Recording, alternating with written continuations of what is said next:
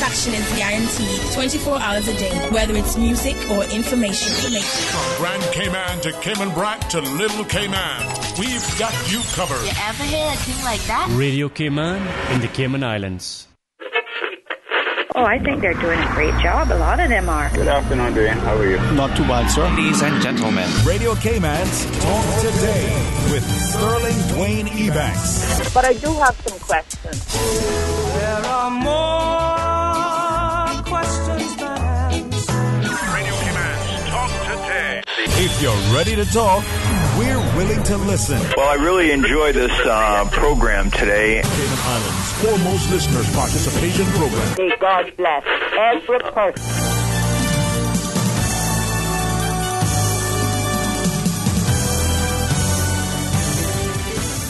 Hey, good afternoon and welcome, and thank you so much for joining us here in this wonderful edition of Talk Today on Wednesday. We got things started off with Honorable Speaker of the House, Honorable W. McKeever Bush, together with Captain Eugene Ebanks. So please stay tuned for Talk Today.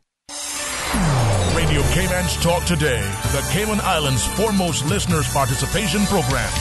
We ask our listeners to avoid statements or comments which are abusive, derogatory, malicious, or defamatory. Do not use any indecent language or make any statement which is false or misleading. Email Talk Today at candw.ky or call 1-800-534-8255. Courtesy of Flow. Cayman's #1 network that connects you to your world like never before. Let your voice be heard. Once again, here's your host, Sterling Dwayne Ebanks.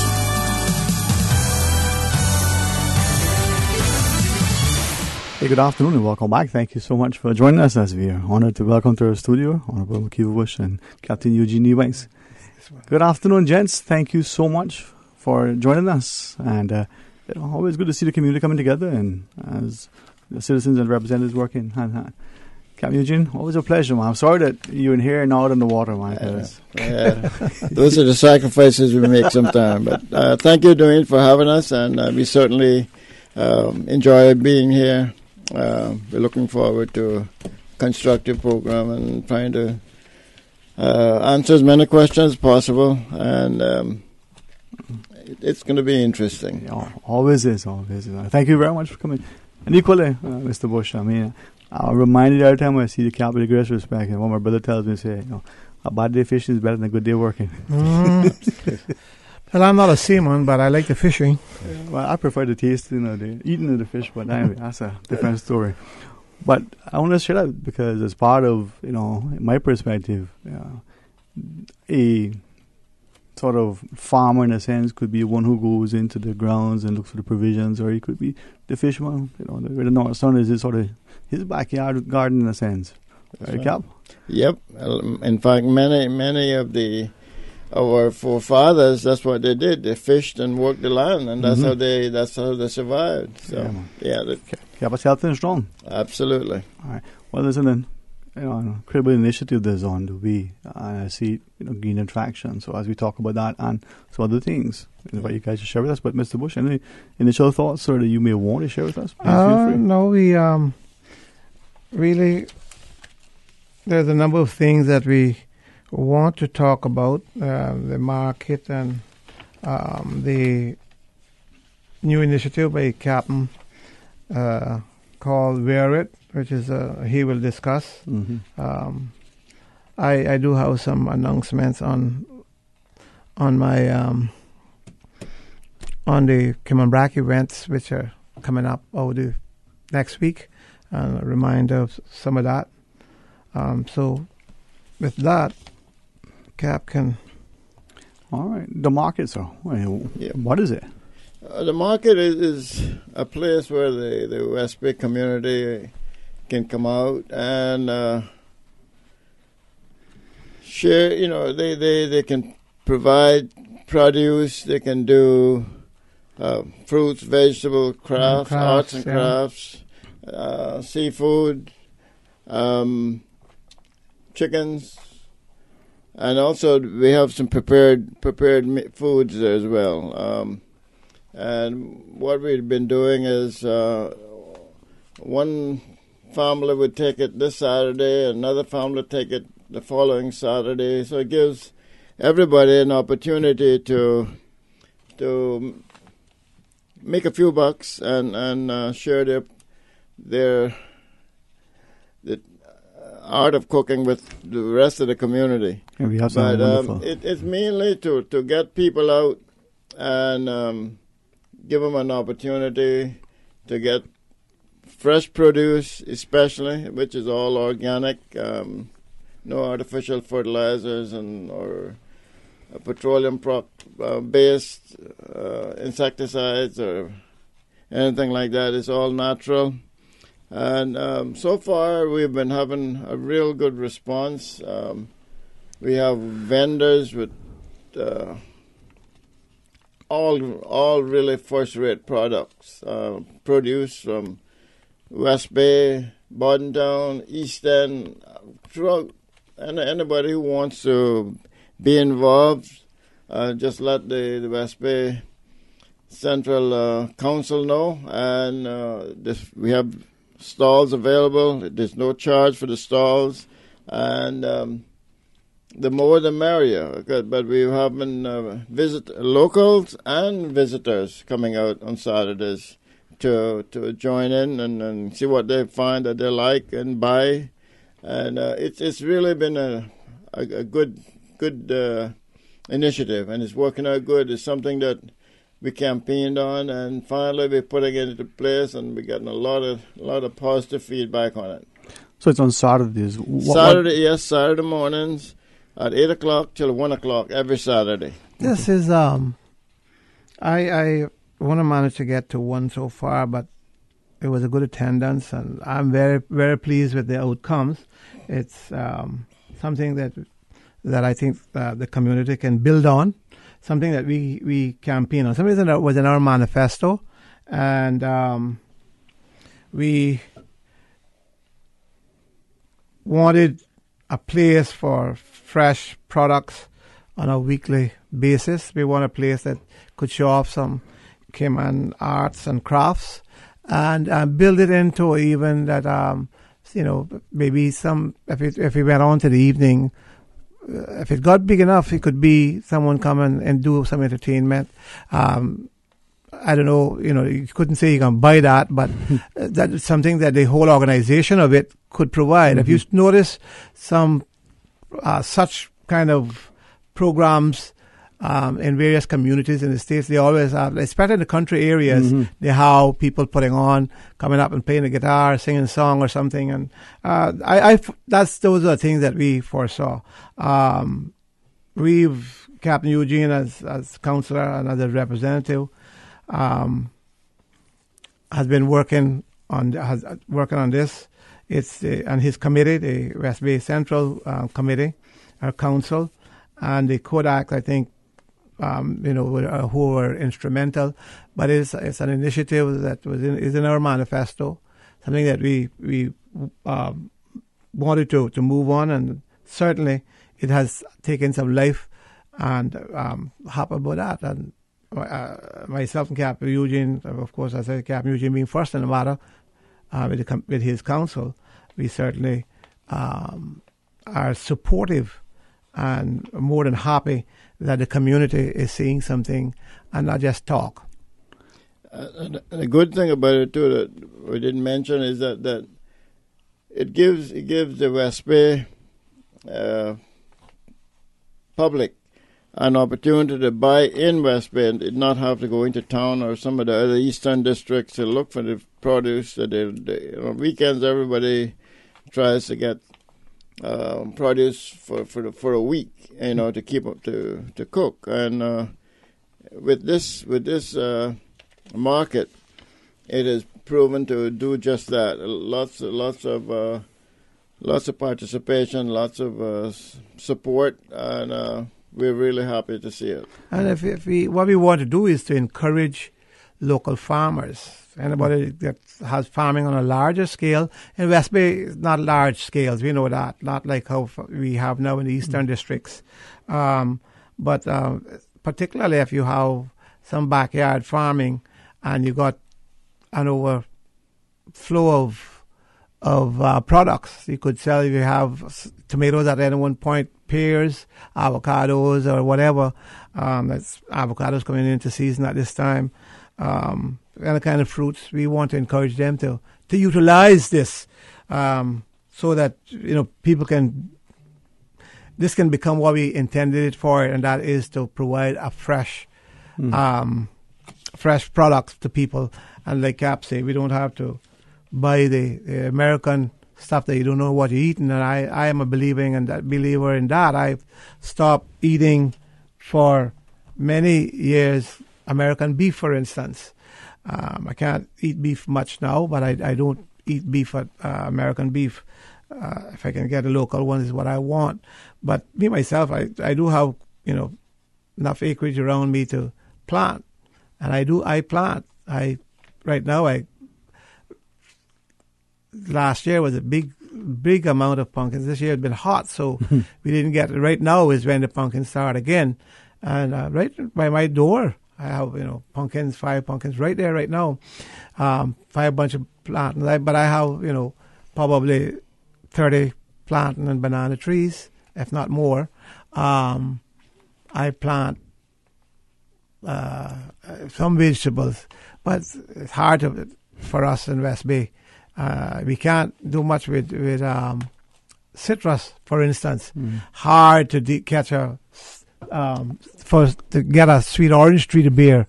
I plant them, and hopefully it looks to me if you keep pouring water, which becomes costly.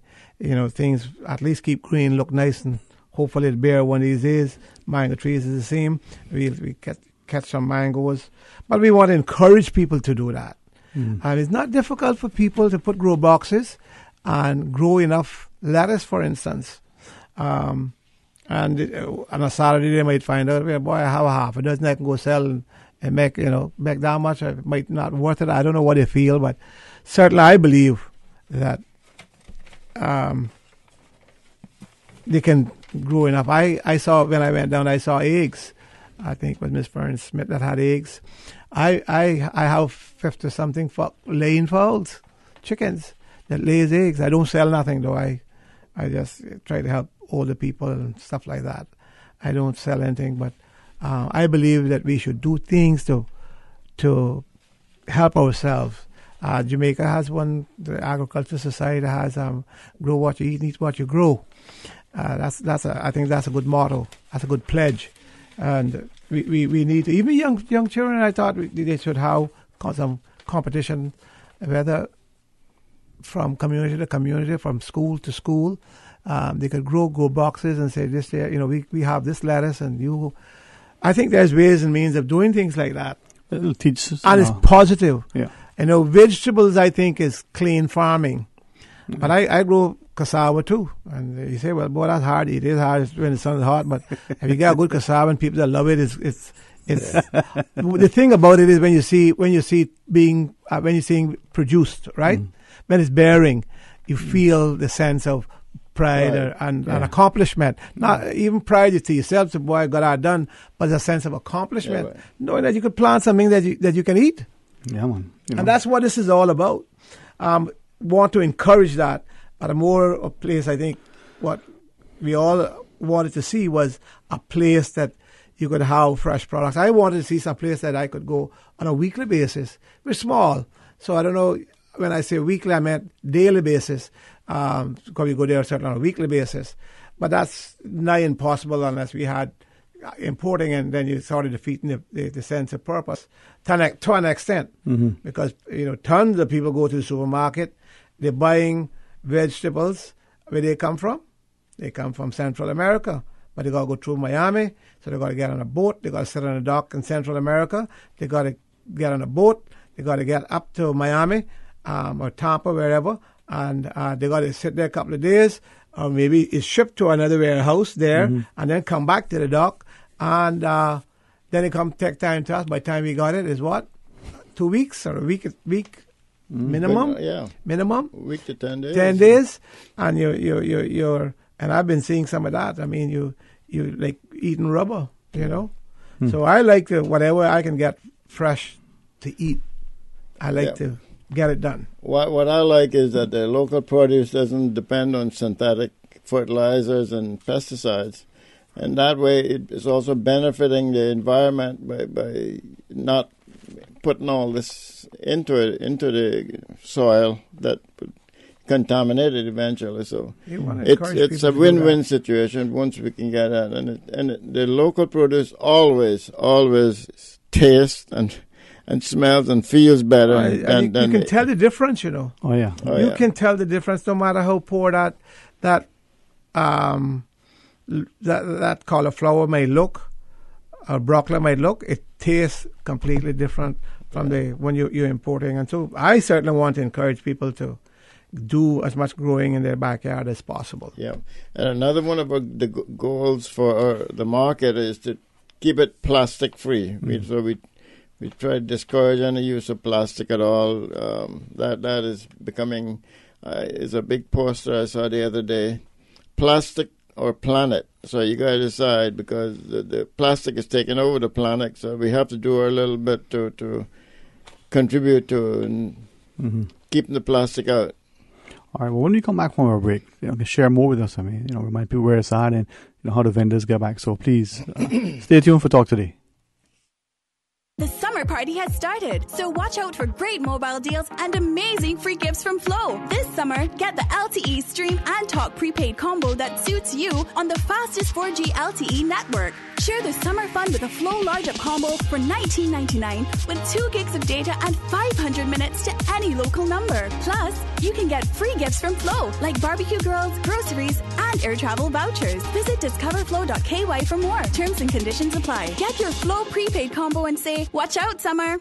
The Kirk Freeport Clearance Center is now open. Kirk Freeport needs to make space for new season merchandise and is offering clearance discount pricing on a wide range of china, crystal, jewelry, watches, and accessories in a brand new clearance store. Located in the Town Center Plaza next to Burger King in downtown Georgetown, new stock will be added all the time, giving you a brand new clearance store to shop every week. The Kirk Freeport Clearance Store is open in Georgetown now. Outrageous discounts with new stock all the time. Get down early and often to avoid missing out.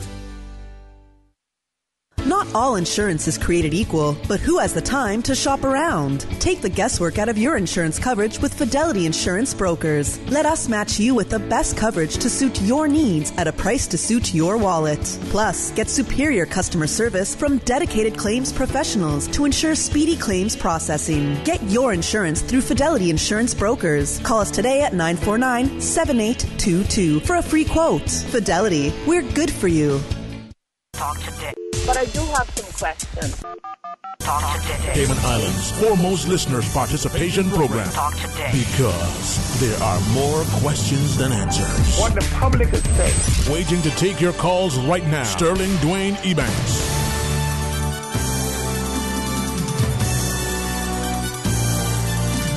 Hey, good afternoon and welcome back to Talk Today. Thank you so much for joining us here on this edition of Talk Today. Honorable Speaker, Honorable W. McKeever Bush joins us with Captain Eugene Ebanks, the MLA for West Bay Central. And as we talk about the market now, Captain Eugene, you reminded us it's on Saturdays, so it's expected to be every Saturday? That's correct, Dwayne. Every Saturday from 8 o'clock in the morning till 1 o'clock in the afternoon. Okay. The market is open. And where is it again, sir? It's at the Heritage Park, right? That's adjoining, right next to the Ed Bush Stadium in West Bay, and we have lots of parking, great access from both sides, and lots of. Even if it rains, we got plenty of cover. You can stay dry or under the cover, and all right. It should be lots of stalls available, and it doesn't cost anything for the stalls. So please come out. Feel free to give the West Bay MLA office or June Lee a call. The West Bay MLA office is 949-8660, and June Lee is 925-2417. But she's supposed to be at the West Bay office. Yeah, she is at the West Bay office. That's where the office is. Yeah. Okay. So with that, then, so open to all vendors, whether they live all in West. vendors, absolutely. And everyone is invited to. They got to apply for it. Yeah. For a space. Yeah. You know, to sell anything. Just can't show up on Saturday. And No. It's organized. They have it also. They got to contact the West Bay MLA office where June Lee will be. She does have a cell number. Cap just gave it that, and she can do the bookings. Right. For the for it. So they just can't show up on a Saturday morning. No. Because, you know, it's organized, as you said. It's organized. Yeah. And as you reference to, I mean, let's take, fruits and vegetables that are seasonal. Somebody maybe, this season, having a good hand of bananas or a nice crop of mangoes. They may work next season with tomatoes or the like. Yeah. So, and I think something like this will encourage, because people will watch it to see the kind of crowd that it will draw. Okay. And then they will make an effort. They say, well, if this is an outlet that I can sell at, then let me go and push myself to create to create and produce something to sell. Yeah. Something that you referenced earlier, though, not a lot of us are even backyard farmers. Right. There isn't as much arable land available, especially in the West Bay, even though we understand where it was good land. I had to rip up to be able to rip up and bring in some soil to be able to plant. But I do have some grow boxes that I utilize for growing, like if I want to grow some cucumbers or something like that. Yeah. It's difficult. No, it is, man. I tried growing and I got 2 cucumbers, I think. So, it is taxing, Yeah. But there's a lot of land that is lying not being used. Right. And people need to utilize their land, clean it, and then test it and see what to go. Do something with it, not keep it there grown up. I don't believe in that.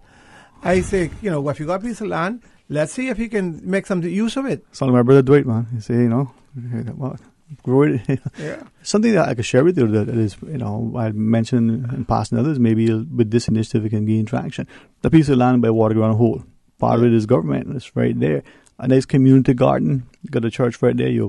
Instead of, it was on the chopping block. Where are you talking? By east of the police station. Church. Yeah, just after past the police station. Oh, that? Yeah. The Waterground Hole. Yeah. Listen, it's what surprised me about that is that I've never seen a banana tree grow there, while that is like you say, a place that you think that would survive, because plantains and bananas, they need water. Yeah, well, that place, the water table is really high. So it could drown it. I don't know if you will be able to plant cabbage or vegetables, but I think like bananas probably be able to survive. Make it a community garden. I can see part of there, the access. It can create an environment. Now, you referenced earlier different communities, say in the States, for instance. If we can develop the community sense of a communal garden where we become respectful of this and not help ourselves to what's not ours. Growing farms in New cities, York, in the cities now, urban farms. What they do, they grow it in containers, right? Mm-hmm. And so I keep saying that, listen, if people are using what God gave them, right, their 5 senses, they can't starve. Yeah. They shouldn't starve. Right, but it means work. No, no. I mean, I've listened to many Caribbean ministers and ministers of agriculture talk about the same thing. They have all sorts of land, and younger people are not utilized, not drifting there, and yet they say, "Well, I'm not going to no money, and I'm going hungry. I'm so poor." Yet land is available, and but it needs perception. to be worked. Yeah. They need to work and need to go at it and produce. Well, I think this is shows people not only that it can be economically viable, but there are the immediate health benefits and the long-term reduced health costs as a result. Yeah. I often wish that I had a place, I had enough land. My grandmother had that, but the uncles made sure that somebody else got it. You had that problem too? After I saw so much war going on about land and farm the land, I said, no, I'll probably get enough war without getting into that. But I often wish that I could have some cows, some goats, and have some pigs.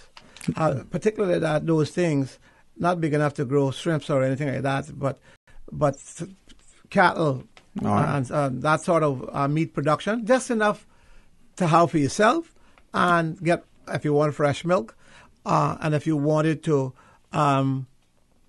give other people. Mm-hmm. I think you agree that I like to share. If I got something and I can give it to somebody, it makes me feel good.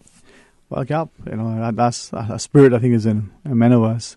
That idea of helping others and sharing, building community. So this is a good way. And whether you're tending a flower bed or you're weeding out for the next vegetable patch, But the truth is that's how our forefathers existed. I mean, if you had more bananas than you needed that day, you give me 2 bananas and I give you 1 potato or half a cup of rice or cornmeal or whatever it was. Yeah, but they barter. Remember they had a bartering system. They survived by it. Mine, you had them that they say the plum tree on the ground will raid, the plum tree itself will raid. And they no, that's not ready yet. That's not ready yet. They wasn't about to give you anything. Yeah. They believe that you must really work for it. But as you shared, this initiative is free for all who want to vend, to be a part of it. It's for everyone who wants to participate. I said this on a radio show this morning. When I was there, I saw Mr. Tony Powell, and he had a beautiful mahogany base, and he had a lamp, which I like a bedside lamp or a lamp, living room lamp, whatever. Candle holders. And then candle holders. Yeah. And that, Tony is good at that sort of arts and crafts and that sort of part of our culture and heritage that he really is good at. But there's a lot of people, and I don't know if anybody did buy them. No. I when I was there, I saw that we had some visitors, not local, some visiting tourists. They came and they bought 2 lamps from Tony. Is that right? Yeah. And that's another thing that we need to do. One lamp. We need to advertise it. We want for local people to enjoy, because we wanted a place for fresh products and some arts and crafts. And there's more than Tony there with arts and crafts. I saw the lady there that sells the coconut oil and souvenirs, coconut oil products. Yeah. And then you had somebody else selling souvenirs. So the Caymanians would probably more buy the soaps or things for your hair. Like Miss Zena sells. She has some good products, and she's good at it. Her and her daughter. So all those things are there. But we need to, I think, also get out to the tourists, because arts and crafts, maybe, and especially souvenirs and some light jewelry, more tourists would buy that. So we need to advertise it in time, and word spreads, get the tourists coming and visiting and enjoying. And I know tourists might not be, but they can come and see. They will probably come and see and look at and observe and look at what is being produced in Cayman. Okay. Jess, we do have a call online. Captain Eugene and Mr. Bush joins us. Of course. Hey, good afternoon. We'll take calls. Yes, good afternoon. Thank you for calling. Good afternoon, Sterling. Good afternoon, ma'am. How are you today? I am very thankful and I'm highly blessed. Good afternoon, Honorable Mr. Speaker. Good afternoon. How are you? I'm very thankful and highly blessed, and good to hear all 3 honor. Captain Eugene, the counselor. I'm here. Thank you for calling. I know. I'm looking. Sterling and Susan know that I only listen to Radio Cayman, And I usually have on 2 radios at the same time. Wow. Because one down the back and one out front. You understand what I'm saying? That's right. Listen good now. Mr. Speaker. Yes. I keep thinking and remembering what you see. You need to talk to me about something that was going to happen. Is this it? Well, you remember that we campaigned because we had meeting right by your house, and that was one of the meetings where I elaborated on this this thing. This is one of them, and it started off, and so this is one. But there's the other one is you'll hear me mention it in a little while about our neighborhood children's park. Which one of them is just going to be down the street from you, and that was what I was more or less talking to you about at that point. Yes, but no, I need to let you know something. Yes? I have a thing going on, Okay. At a hotel. That's great then. Well, you do produce good arts and crafts, so. And listen good now. Listen good. It's not every day. It's not every week. but then I get paid by the hour with them, and I also can sell my stuff and be demonstrating me and my granddaughter, because she can plant now too, you know. Is that right?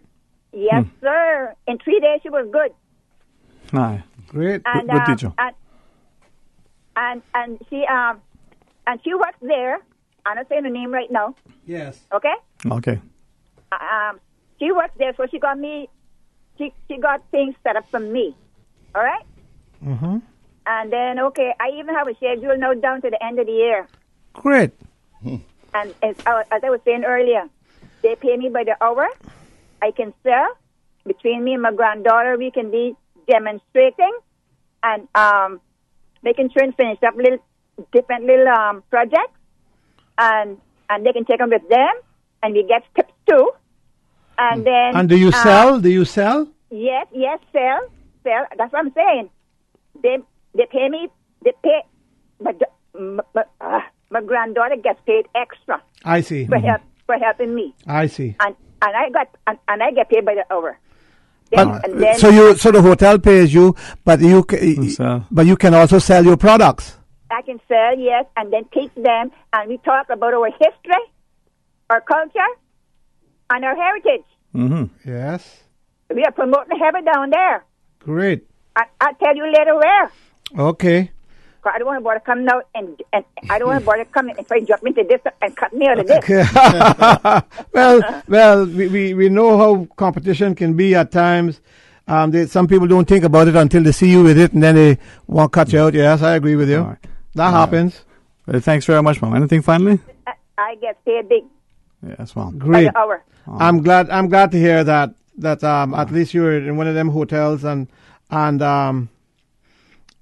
they have encouraged you and in fact employed you to an extent. Mm-hmm. You see, some of these things are happening and people are saying, oh, nothing happening for Caymanians. Well, things are happening. People don't get on the radio with it all the time. They don't get on TV with it. They don't go in the papers. And it's good enough to know that you and your granddaughter are doing something that I know that you like. I know that that's your passion, and that's good. And you do good work, and that's, as I said, fantastic that a hotel is doing that for you. All right. Hey, thanks very much, Mom. And certainly that shows, as hard work and diligence pays off. Gents, we got one final break to come back. I know Cap, you would reference wear it. So let's hear about that as well when we come back. Yes, absolutely. All right, please join us after the break. Honey, our fridge has stopped working again. Everything in the freezer is melting. We need to get this repaired right away. I'm calling Brand Source Service. When you need the very best appliance service, call Brand Source Service at 623-5000. Offering service and installation of all brands and models of appliances. Brand Source Service is Cayman's source for appliance parts and repairs with qualified and experienced technicians and the island's largest stock of appliance parts. Brand Source Service will have your repair completed in a flash. So, whatever the problem is, call the experts at 623-5000. Brand Source Service, Dorsey Drive, Industrial Park. Telephone 623-5000. Has your business developed a marketing campaign that attracted attention and community appeal this year? Then the Chamber of Commerce wants to hear from you. Submit your best marketing campaign for recognition at this year's Business Excellence Awards. Your campaign will have been influential, memorable, promoting a product, service or event. Visit businessexcellenceawards.ky to find out more. The Chamber's Business Excellence Awards are proudly sponsored by Cox Lumber, Deloitte and Picture This. Nursing, education, social work, media studies, hospitality, electrical, plumbing, AC. Wow, I didn't even know that the University College of the Cayman Islands offered all that. Yes, all that and more, as well as event management and QuickBooks. They also did customized training for our staff last month. Hey, didn't your son just graduate from high school? Take him so he can apply for the fall semester. Pursue your academic and professional goals at UCCI. Admissions are ongoing. Classes start August 27th. Visit them or call 623-8224 to learn more. From happy beginnings to happy ever after. Brit K protects your lifestyle with the best insurance cover at the best possible price. Health insurance with far-reaching benefits. 95% of claims settled in 5 days. Low-cost life insurance. And investments. Security in retirement. With a custodian pension plan. For happy beginnings and a happy ever after. Visit BritK.ky or call 949-8699. BritK, where people come first. Talk today. But I do have some questions. Talk today. Cayman Islands' foremost listeners' participation program. Talk today. Because there are more questions than answers. What the public is saying. Waiting to take your calls right now. Sterling Dwayne Ebanks.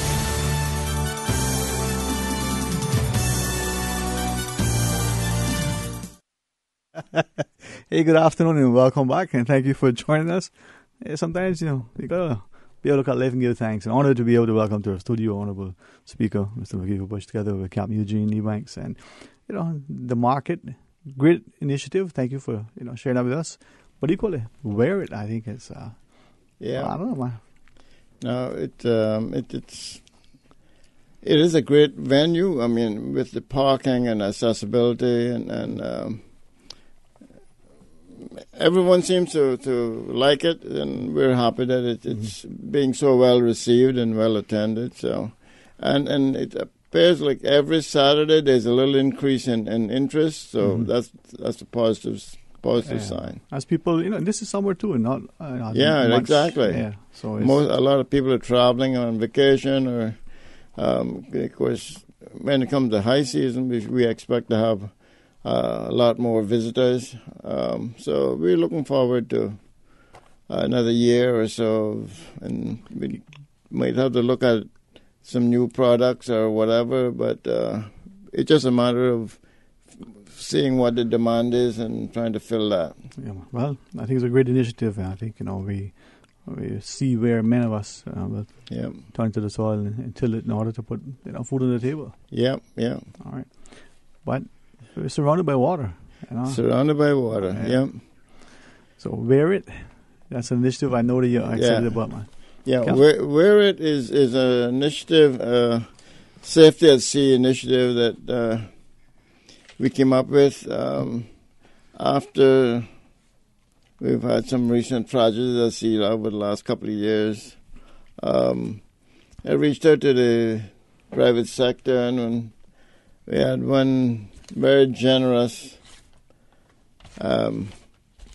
Caymanian born, son of the soil, who was very anxious to jump on board and offered to donate whatever life vests we needed to for those folks who couldn't afford them or who had small craft, and for us to help to try to bring an awareness of the necessity and of having life preservers.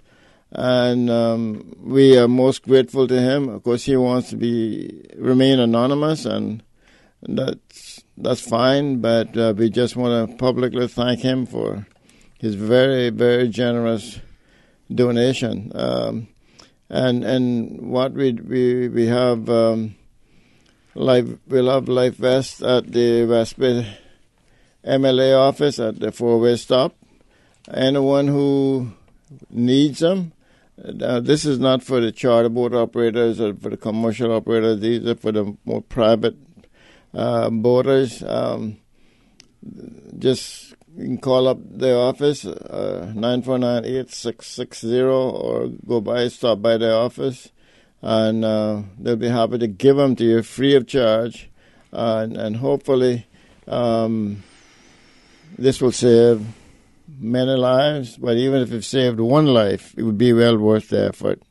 So that's what we're trying to do, and to try to instill in boaters and all persons on the water to be aware that the water is a great, fun place if it's calm and nice, but it can be very rough and wicked if you don't pay attention to it. And so you have to respect the ocean, and we want to bring an awareness of the necessity of being safe at sea. So those, private boat owners and just come by the office to get the life jackets. That's it. Yes, this is a good initiative, and as I said this morning on the other radio show, that in our team, in our group, I left the environmental matters, and particularly matters to deal with the sea. I'm no seaman, and I can't tell people very much that, except I know he's rough and I know he's smooth. I know he can catch fish. But Captain Eugene is a very able, not just from experience, but from education, because he has his Coast Guard license. Right. And so he knows, and I leaves it up to him. And this is a good initiative that he has come up with to get this, because this is something. I had boats before, and I don't have one now. But sometimes you go out in your little boat and you don't even think about needing anything.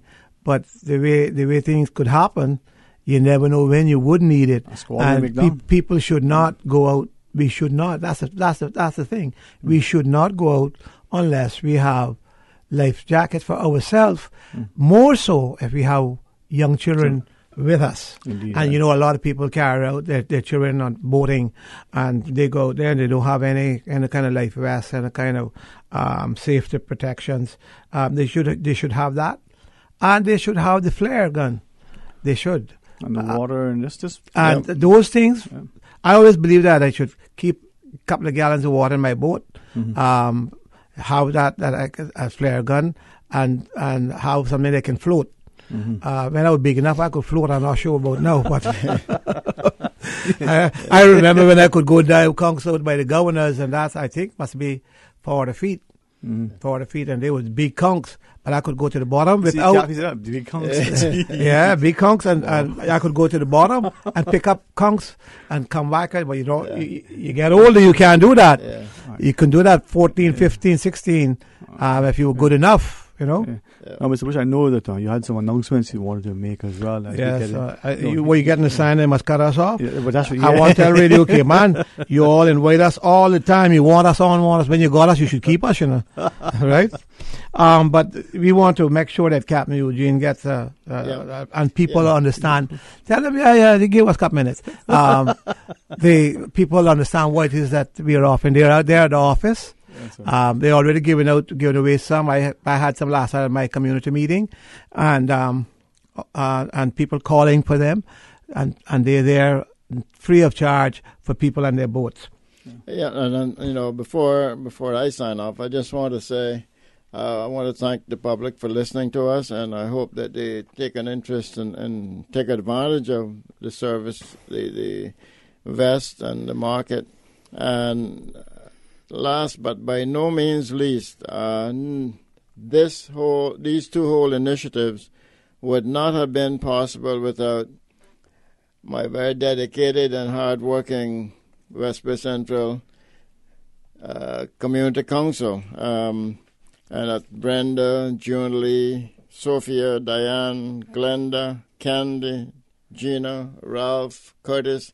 Those folks work tirelessly. I mean, no matter what is needed, they'll find a way to get it done. So I just want to publicly thank them. I can't thank them enough, and thank you all very much. Just want to remind the public of a couple of events that's coming up this week. It is the 50th anniversary commemorating meetings being held in the BRAC, and as speaker, and the black members, Ms. O'Connor Conley, Julie O'Connor Conley, and Mose, and the government.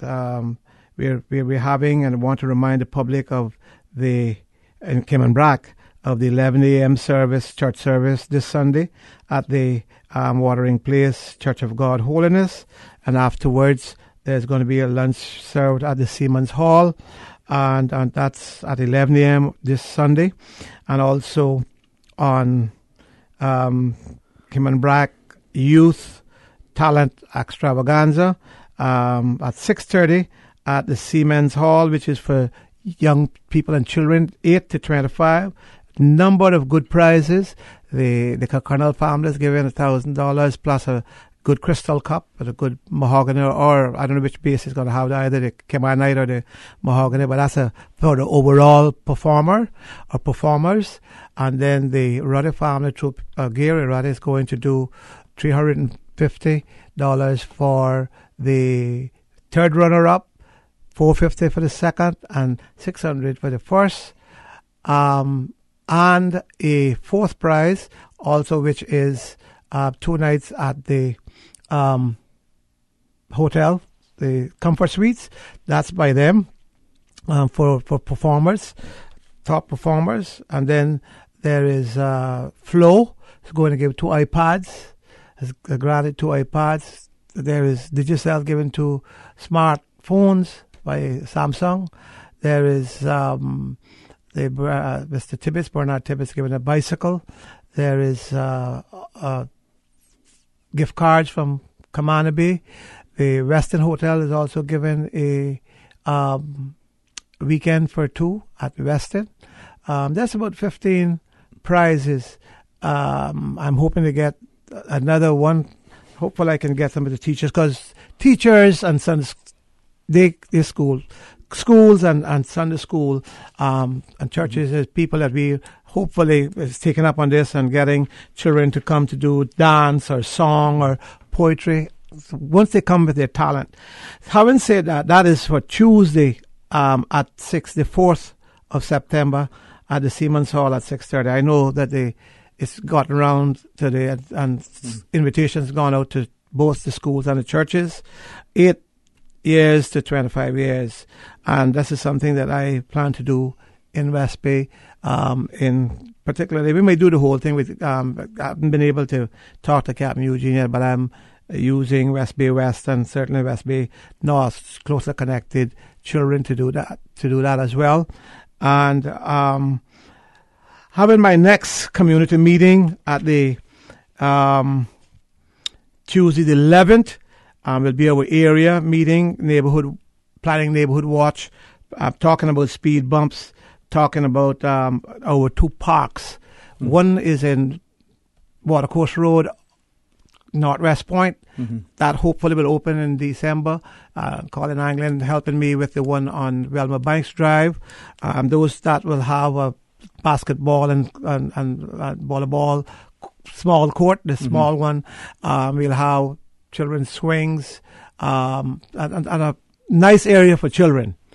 And so we're going to tell a time when we can come out to finish, because we started working on the Watercourse Road Park, which is actually named the Leo Ebanks Children's Park. So people might remember Leo Ebanks, if they want to donate, they got a good swing set that they can donate. We would like that. We have to do a cabana. Digicel is going to give us the free Wi-Fi for all 2 areas, but we do need swing sets, but good, durable ones, slides, but durable ones. Hopefully we'll get good donations. The government is going to chip in. DART is helping. So we hopefully get other companies. But there's a lot of children, small children in those areas, in those communities, and that's what we're going to do. We will give them an announcement also on Tuesday. That's on Tuesday, but also on the 11th, I think, of December, 15th of September, we'll start back on my community performing group at my residence. That's the 15th of September, with the community performing, do cultural, religious, against probably religious dance, song, and poetry, because it's a community performing group. Right. And musicians of all kinds are welcome, but we'll get more announcements on those things. I know you're rushing over there. No. I see you waving. just one last minute. I beg your indulgence. There's a couple of workers on the committee that I didn't mention, and I have to mention Miguel Smith and Denzel Corner, and I'm sure there's a couple of others that I might have missed, and I beg your forgiveness, but I just want to publicly thank them as well. They're very dedicated, and thanks everyone. I really appreciate it. We want to thank you for your time. This is the first time that I've come to Cayman, Radio Cayman, and they're rushing us off because you've been begging us to come. But we certainly want to thank you. We understand that you have other things to do. Sir. Thank you very much for your time. Thanks to Caps. It's taking fishing, man. I'm going to pause and take a break. When we come back, we have a discussion on education relative to schools inspection. So please stay tuned for Talk Today. Radio Cayman. Radio Cayman's newsroom. These are the biggest stories right now. Cayman's top duo of Marlene West and Cameron Stafford is gearing up to play duo Catalea Pelaez and world number 6 Miguel Rodriguez of Colombia in the mixed doubles final this afternoon. This morning, Cayman defeated Canada 2-0 and Colombia overpowered Argentina 2-0 to move on to the finals this afternoon at 1:30 at the South Sound Squash Club. The two pairs will fight for the gold medal and a place in the 2019 Pan American Championships in Peru. Good afternoon, I'm Dion Anglin with your headlines in news elsewhere. A headless corpse has been found inside a fish tank at the home of a man missing for several weeks. Homeowner 65-year-old Brian Egg had been reported missing by his family and neighbors late last month. Neighbors later reported suspicious activity at the house and police searched it with dogs, eventually making the gruesome discovery. Elon Musk has tweeted again about a man he had previously accused of being a child abuser. "You don't think it's strange he hasn't sued me?" he said. He was offered free legal services, Tesla's chief posted. The tweet comes more than a month after Mr. Musk apologized to the British diving expert Vern Unsworth for calling him a pedo. And a 21-year-old Hong Kong woman has said she was tricked into marrying a complete stranger on the mainland while taking part in a mock wedding. The woman has said she was told that she had to play the role of a bride in a simulated wedding as part of her training to be a wedding planner. During the ceremony, she and the man signed a genuine marriage document. That's a wrap of your headlines. I'm Dion Anglin. Radio Cayman, the voice of the Cayman Islands. What's happening in your community? News and information, music and more. You can find us. www.radiocayman.gov.ky. Like us on Facebook and follow us on Twitter. Radio Cayman is your choice, your voice for today's biggest news. Radio Cayman.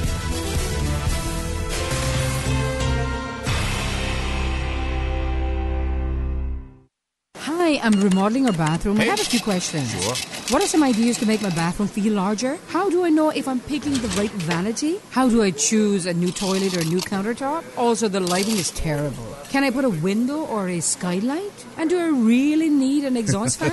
You've come to the right place. At Brand Source, we custom design kitchen and baths, and our talented design team can help answer your questions. Whether you're looking for a modern, functional family bathroom or a luxurious personal retreat, we'll help create that beautiful space that makes your home yours. And if you're in a rush for a new look and have a limited budget, our ready-to-install bathroom vanities, built with solid wood and countertops of the finest materials, are a quick and easy remodeling solution. For the very best in custom-designed kitchens and baths, visit Brand Source Home Gallery on Dorsey Drive, Industrial Park, Cayman's new kitchen and bath center.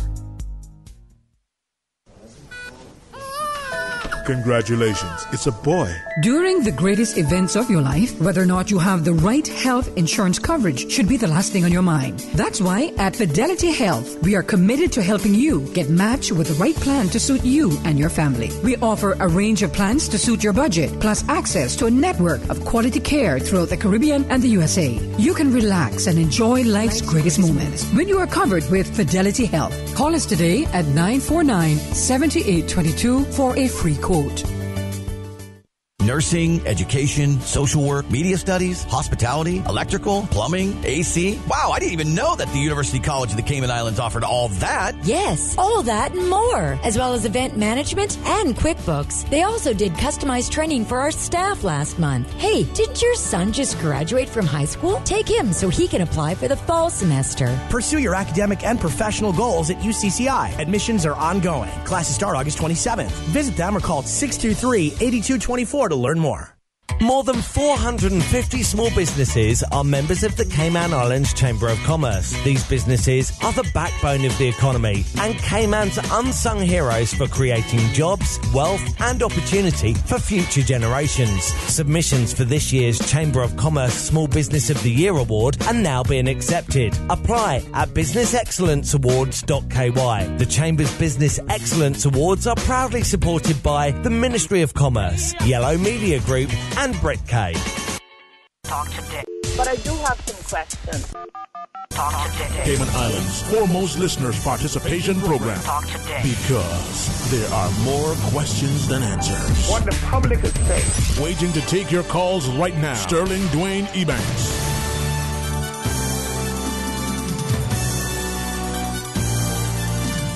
Hey, good afternoon and welcome. Thank you so much for joining us as you get a chance to focus on education. Honored to have in our studio the Director of Education Services, Ms. Lynette Monteith. Join us via the phone is the principal at Cayman. I think it's West End Primary School, Ms. April Tibbetts. And then, of course, Mr. Peter Carpenter, the Director for the Office of Education Standards. I think it's wonderful and encouraging when we see parents in particular enthusiastic, not only at the start of the school year, but as summer approaches. Okay, what are we going to do? So there are a lot of us who are heavily invested, involved, and concerned about education. And when we can have the continued dialogue publicly to raise the standards, to improve sort of the outcomes, but also to get us more vested and take ownership, can only be good for all of us. So good afternoon to you, Ms. Lynette. Thank you so much, ma'am, for leading the discussion with us today. Good afternoon, Dwayne. My pleasure. And Mr. Carpenter, so welcome as well. Thank you for the invitation, sir. And let's make sure that we have, Miss April. Good afternoon to you, ma'am. Good afternoon to you too. All right. Thank you so much for joining us. See, technology is almost as she's right there. Susan was trying earlier to, get the virtual sort of, bot up so we could have our beam right there, but it didn't work for some reason. So this is the best we can do, ma'am. All right. Well, thank you so much. Now, as we're here today, maybe help us, Ms. Lynette and Ms. Carpenter, to understand as we look at the discussion. Just wanted to make a point from one of the points you made a while ago about it being good to have the conversation. And I think that we speak all the time about education and making improvements, being a partnership, and that really is what it's about. It's not just about schools doing their thing or maybe the Office of Education Standards doing what they do. All of us working together, and that includes the parents. So having an opportunity for them to give their input and provide their views is an important part of this process. So I just want to endorse what you said at the beginning. Thank you, Mom. Thank you very much. Because I seriously believe that we have a vested interest. We have to take ownership. And the school can do its job, but if we, the parents, the extended family, the employers, the wider community, don't take an interest, really, what's the point? I mean, that child is bouncing home from school in the day. Are we making sure the child gets there safely? It's raining. Are we going to give the child a ride? Are we going to provide a safe nurturing place? All sorts of important and small things that we can do to make, for a meaningful outcome. I think parents can contribute significantly to the inspection process as well. I think Miss Lynette is correct. Parents' involvement in their children's education, particularly at the early years and primary stages, is fundamental to the successful acquisition of skills. And some people see inspection as a remote process. It's being done to the school. But actually, if it's done correctly, if it's an appropriately collaborative process, parents should be at the heart of that process. So what we do, and what we started last year, were online confidential surveys that parents could complete and tell us about their school. And we meet with parents as part of the inspection process as well. And whether it's parents who are involved in the Parents Teachers Association or even in the private schools in the Board of Trustees or Governors, then those individuals have an important role in helping us understand the strengths of the school and the next steps for improvement. If I may ask, just so that we perhaps clear up any misunderstanding or misconception. When we're looking at schools inspections, all schools, including private, or just the government schools? It's all schools from September 2018, so we're nearly there now. From September onwards, all schools, including the early years centres in Cayman, of which is a total of about 50 educational institutions, will be inspected by the Office of Education Standards.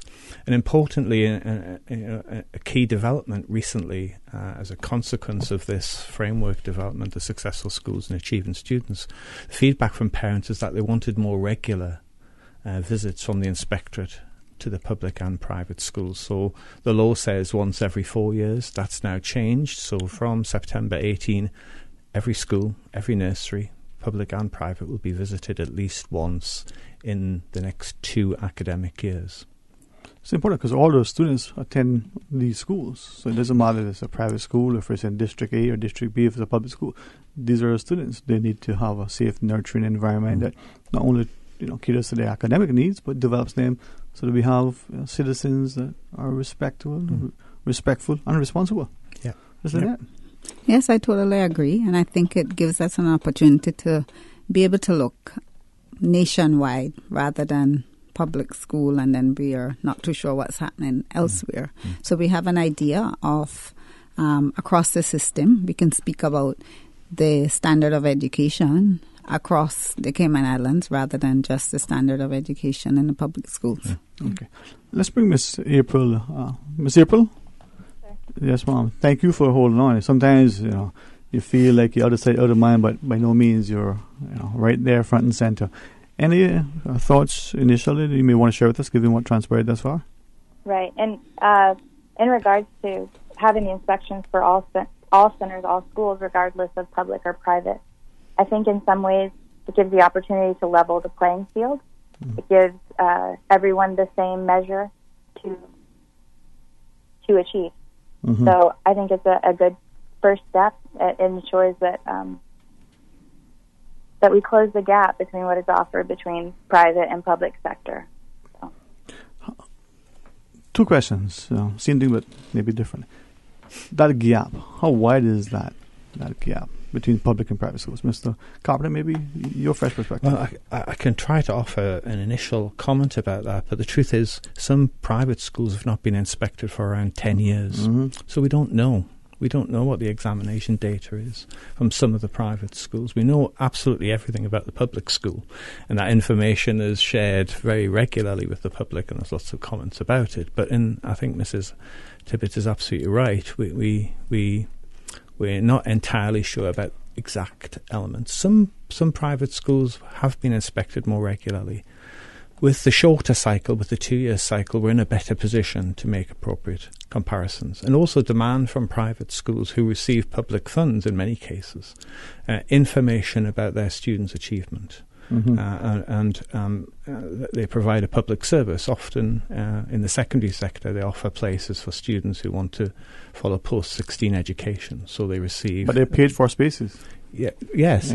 So therefore, there's an accountability required there. And so the more regular inspections will offer that more level playing field and give information for parents in the private sector. Many parents pay significant fees for their education. They have a right to have an objective, robust evaluation of their school from an independent body, which is perhaps what hasn't happened more recently. Right. And just to make a point, Dwayne, still on the level playing field, Mr. Carpenter will speak about the framework, and that certainly will ensure that we're speaking apples and apples and not apples and oranges, because some of the private schools have different curriculum, etc., and maybe different means of assessing their progress.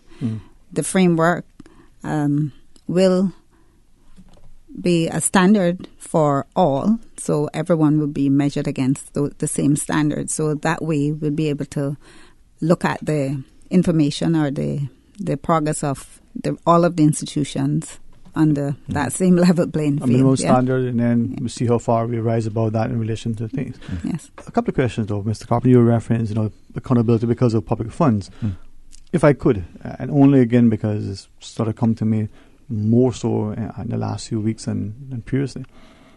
It's been shared that private schools, as you said, receive public funds, taxpayers' money. They go through, I think it's a Private Schools Association, and it's divided amongst them according to the formula that they devise.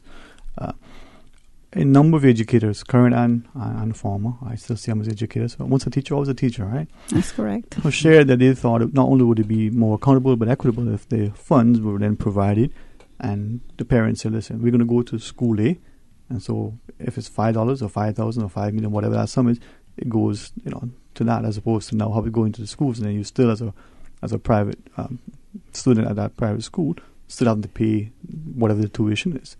Are there any potential amendments to the system that would change the way the funding is sort of hammered to the private schools?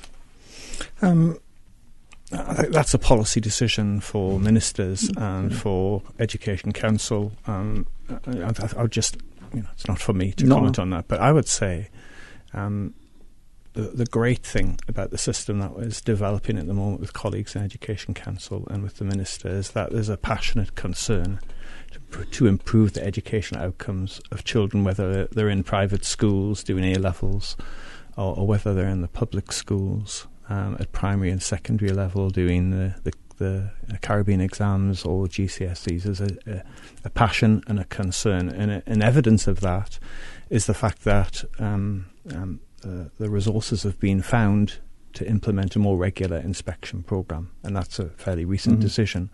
And that's a responsiveness to the concern of educators and parents to have more reliable and up-to-date information to inform policy practices. Right. So, yes. Now, with respect to that, we're looking at, to an extent, academic outcomes, but what about the safety aspect of students in schools? Sadly, private schools, sometimes things happen and the general public doesn't seem to know. But in a public school, the child comes with chewing gum on his pants, and it's a big deal. Not saying that things don't happen in the public schools, but the safety in the private as well as the public, as we focus on academic, would that be an emphasis and priority as well? Absolutely, and that's the distinctive thing about the framework that we're going to be using moving forward. Successful schools and achieving students. It's not just about academics, although clearly you're right, they're very important. We look at the curriculum, we look at health and safety, the support for students, we look at leadership, we look at the personal and social development, the behaviour, attendance, the attainment and progress. They're the different areas that are part of the inspection moving forward. So I think parents will have a much more comprehensive picture of every school and every early years centre than perhaps historically has been the case, because we don't neglect looking at health and safety, fire regulations, environmental health policies and practices within the school. There are 6 different areas, including the ones you just mentioned there. Now, from that perspective, once we go through the inspections and even leading up to it, levels of accountability and reporting so that school, public or private, has to ensure that they satisfy this criteria. If something isn't up to staff, what then? Well, we use a 4-point scale as part of this framework, from excellent and then good, satisfactory and weak, and we report using those 4 words on every aspect of the work of the school. So we report on health and safety. If there are areas that are weak and the school is judged to be performing at a weak level, then clearly we can't leave that for another 2 years or 4 years. So we go back within 6 months to revisit the school and write another report. That's called a follow-through report. The standard of education we're expecting is set at a good level as a minimum for our students in Cayman. So we're setting the goal to an ambitious level, because that's actually above international standards by the definitions within this framework. So we're setting the goals high for every school, regardless if it's public or private, or an early years centre. We define what good is in this framework, and that's what we expect to see moving forward. And when the school doesn't meet those standards, where it is weak particularly, then we will continue to visit that school until they meet the required level. And I just want to say, Dwayne, that we're speaking about inspections and the inspectorate coming in to look at standards. But outside that, schools continue to work to improve. So each school this year, from 2015-16, we've been developing plan of action. And this year, all schools have developed their own plan of action according to their own unique public and private issues. We're just speaking about public right now. No, reason I'm asking. Yeah, just speaking about public. So they will be looking at areas that they identify in their schools. Some areas are common, the core areas. But even with those core areas like literacy and numeracy, it is according to what the school needs to work on. So together with any recommendations from the follow-through inspections, for example, for primary that took place last year, and any self-evaluation, schools will make a plan. And that is another means of holding, accountability and also monitoring progress.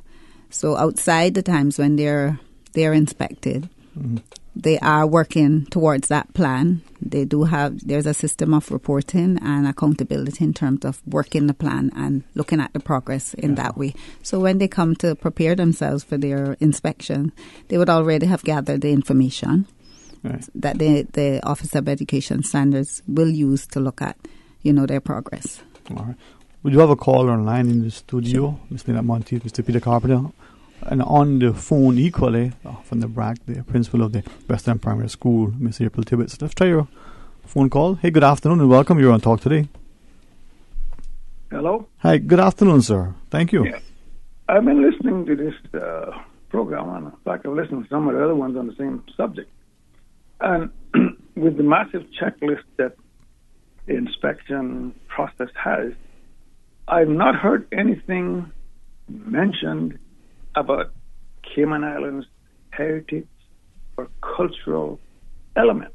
Now, I wonder if that is on their checklist, checking to see whether there's content within the curriculum covering Cayman Islands cultural heritage aspect and the Cayman way of life. Yes, sir. Mr. Carpenter? Yeah. Thank you, caller, for that question, and absolutely is the answer to your point, because one of the quality indicators in the framework is entitled Civic and Environmental Understanding, and it's specifically about the students' awareness of their heritage, the culture of the Cayman Islands, and also environmental matters, caring for the conservation matters and topics such as that. So we do have that built into the framework, and if anyone has time to look at it, it's on pages 22, 32 and 33, and you can look in detail about how we will report within our published documentation about that important matter. I think as we look at trying to bring our students along for that. So thank you very much, sir, for sharing that. So that would be a key component of it as well. No, I respect, as you shared earlier, that the sort of self-evaluation to an extent for all the schools, public and private, and then the inspectors will just come in and test, make sure, okay, you said your safety doors are, properly alarmed and they're not locked, for argument's sake. Yeah. But hey, you academic, so we'll be looking at the delivery methods of maybe particular classes, sort of testing as they do in audit functions. Let's check out how the students performing other than at the key stage examination points. Exactly, that's the essence of this approach, that we want to see schools more and more responsible for their own performance, and our role is to provide an audit tool against a consistent measure to ensure that the responsibility primarily lies with the leaders of the schools to improve. So yes, the schools will submit pre-inspection an evaluation of their own work using this framework. So they may say, we think we're good in terms of health and safety because of X and Y, and we would come along and we would look at the things that have been presented in terms of documentation, but more importantly, we would spend about 75% of our time in classes with the children and teachers, and using that information we will either confirm or otherwise the self-review of the school. Okay. Well, we do have Miss April Tibbetts on the line as well. Miss April, I do apologize, and I'm tempted to come back to you more often than I do. From the perspective of not just the, being on the BRAC itself, but within the primary schools, any other thoughts you want to offer us as we continue the discussion? Yes. The steps that Ms. Monteith had mentioned is a powerful partner with what we're doing now with inspections. As Mr. Carpenter stated, that he's provided us with a document that will help us to self-reflect and evaluate ourselves, so that we can be aware of that judgment. But what's so powerful about what Department of Education has done and ministry has done in providing us with the opportunity to develop our school plans based on our own needs is it can ensure that we don't become bogged down with outside ideas, that we're looking at where our school is, whether we're weak, satisfactory, good, or excellent. We're looking at what the inspectors have identified, what we've identified in our own self-reflection, our students' results, and we're able to define what work will happen in our school so that we can move ourselves up in performance. And then from those action plans, the teams from Department of Education Services and from the Ministry of Education come in to the schools, come around the schools, and provide the supports that we need to meet those targets. So we should be seeing each school moving up in their level of performance because we've been given the power to say this is what we need to do, and we've been given the support from those outside of our school to say we're going to help you make this happen. Okay. Well, when we come back from the break, let's continue the discussion. Could we ask about the quality of teaching, sort of classroom management, but also the leadership within schools sometimes. For those who are listening, we invite you to be a part of the discussion. So stay tuned for Talk Today. Hey, are those new glasses on Will? Yeah, we went to Optical Outlook. Wham, bam, easy exam. Finally, an exam he could pass. And we had the glasses the next day. Easiest part of our back-to-school shopping for sure. Book your child's exam today at Optical Outlook. Call 746-2020. Save 50% off a complete pair of glasses with any student eye exam. From now until August 31st. Come see the difference with Optical Outlook. Located in the Caymanian Village. Follow us on Facebook and Instagram. Congratulations, it's a boy. During the greatest events of your life, whether or not you have the right health insurance coverage should be the last thing on your mind. That's why at Fidelity Health, we are committed to helping you get matched with the right plan to suit you and your family. We offer a range of plans to suit your budget, plus access to a network of quality care throughout the Caribbean and the USA. You can relax and enjoy life's greatest moments when you are covered with Fidelity Health. Call us today at 949-7822 for a free quote. RC Fusion featuring Billboard's pop hit songs and more from the 70s to the 90s. RC Fusion. Weekdays from 10 a.m. till 12. RC Fusion, brought to you by Merengue Town. Take a walk on the wild side. It's time to feel the rhythm. Time to feel the vibes. It's time for Merengue Town. RC Fusion. RC Fusion.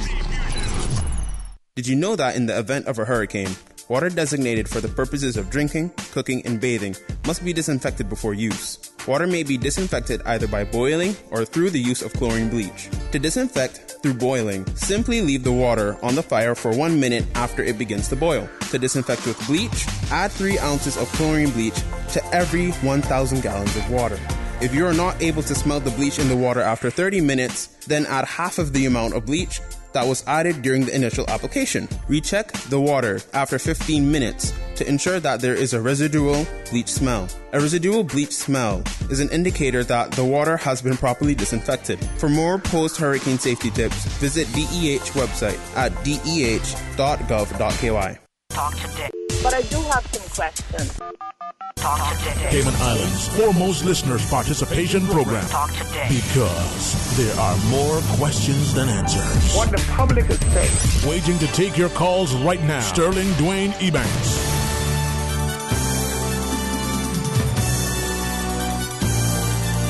Hey, good afternoon. Welcome back to Talk Today. And thank you so much for joining us. I think, until I get in trouble for saying it, I believe that one of the pillars in our society is a strong, robust education system. So whether you're a parent, pupil, or principal, let's make sure we get involved and do our very best and make it as best as we can for all of us. In the studio, Ms. Lynette Monteith, Mr. Peter Carpenter, and then on the phone, join us all the way from Cayman via Susan's connection, Miss April Tibbetts, principal over at the West End Primary. As we continue the discussion, I think Miss Susan says we have a caller join us again. Okay. Hey, good afternoon. Welcome back. I got cut off kind of short there. Apologies, sir. that I asked about the heritage cultural aspect of it now. Yes, sir. And there was a very broad answer that was given. But if that's being assessed, could I ask what would be the grade that it's getting? A, B, C, D, E, F, G, H? Could I? Yes, Miss April? Okay. Okay. I had written some notes so I could respond to it.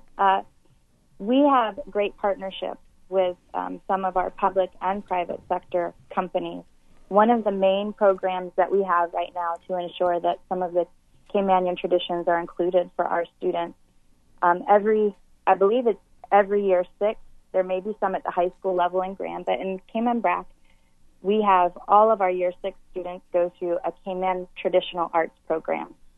And this is, I believe, through the National Cultural Foundation. We also have after-school clubs that Walker sponsors, but those companies work hand in hand with identified teachers or learning leaders that go into the schools and work with the students. And then they're supported by members of the community. And our BRAC experiences have been tremendous because of that community support. The students learn how to make the peppermint candy. They learn how to make gigs. They hear the duppy and pirate stories that are passed down. They're exposed to cat boats and schooners, how they were made, what impact that has had on our culture, what they were used for. They learn how to make the silver thatch rope and create art and craft with thatching. They have cooking experiences that fall in line with the traditional foods, definitely the fish and fritters. But I know that we have a lot of Caribbean influence with our food, so they get a good taste of what is identified as traditional Caymanian. Mm-hmm.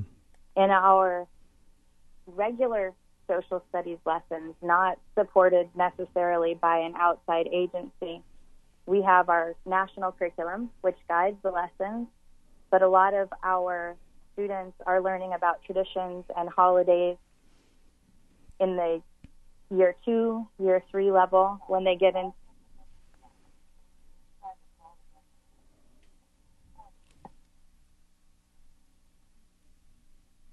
Yeah, sorry, I missed the last part for the caller. So Miss Susan's managing the board, trying to get everybody into the pool. So she's multitasking. All right, those who want to join the discussion, we invite you to call in. Phone line is going to be, actively engaged. 949-8037 or 1-800-534-8255. From that perspective, as we're looking at it, the call is still there, Miss Susan. Okay, is it Miss April? Yes, sir. Okay, sorry about that. I was quite sure what transpired, but all right. You were sharing this one. Yeah. Okay, and the caller? Yeah. Okay. In our year 2 and year 3 levels, they're learning about the holidays. They're learning about national heroes, the people who helped to make tremendous contributions to our society that's brought us to where we are now. When they get into the year 4 and 5 level, they're learning about government and how it works. It's very basic because of the age group that we're working with, but they're established with a good foundation so that as they move into high school and further study Caribbean government structures and where we are as in relation to other Caribbean countries and then England and other international comparisons, I think they get a good foundation in the primary level. And I understand that concern of what happens with our culture when we're always talking about literacy, reading, writing, and mathematics. But I can assure you that the schools are doing their best to ensure that national culture, that national pride, that civics-mindedness is included in the students' learning. And there is a piece in the inspection framework which holds schools accountable. And while our inspection was happening this last time, Mr. Carpenter intentionally came in to watch the Heritage Arts program. He mentioned that he had observed it in other schools as well. So it is very definitely part of what they monitor to ensure that our students are well-rounded. Mr. Carpenter? Just to add to that, in terms of the judgment scales, because the caller was asking about whether it's A, B, C, D, whatever. And again, we try to be consistent throughout the areas of work that we're looking at in a school. So we use the same 4-point scale from excellent to good to satisfactory and weak. And we would report on the school's performance in terms of the areas that Mrs. Tibbett has mentioned, using those 4 summary descriptor levels. Okay. All right, let's try to call it. You still there, sir? Yeah. Yes. Okay, well, what the lady just described is, I think she was talking about Cayman Brack. Did I hear that? This is similar in the Grand Cayman as well, sir. Similar programs, and certainly both on Grand Cayman, Cayman Brack, and to a lesser extent Little Cayman, there is a wealth of local persons, mainly older retired persons, who also give up their time to impart their skills and their knowledge to our students. So we look at this, or we work to increase the students' knowledge about their heritage in many ways, be it classroom work, be it the heritage program, or bringing in outside experts to impart their knowledge to our students. Well, I wonder if the inspector, if they could share what's the assessment of that. And I think he says graded on a 4-point scale. 4, I guess, and I don't know whether it's upside down or wrong side of it, but where does it fall? 1 is good, and 4 is not very good, or good. Yeah. Excellent is the highest level. There's no number assigned to it, and then there's good, and then there's satisfactory and weak. But I was just thinking, as you were asking the question about the primary school children that we'll be visiting in the classes in the next coming year.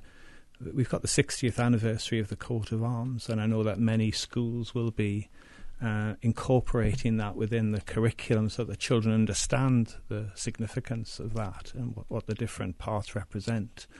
And that's a typical example of a lesson that we would visit to assess the children's understanding and their knowledge of the topics that this caller has raised. And that would feed very well into that 4-point scale. We would be evaluating the effectiveness of the teaching, which I guess we'll come to, and the knowledge of the students at different age levels, using the 4 descriptor levels. Anything else you wish to share with us, sir? Yeah, well, the historical cultural element, has that always been a checkpoint on the inspector's checklist over the years?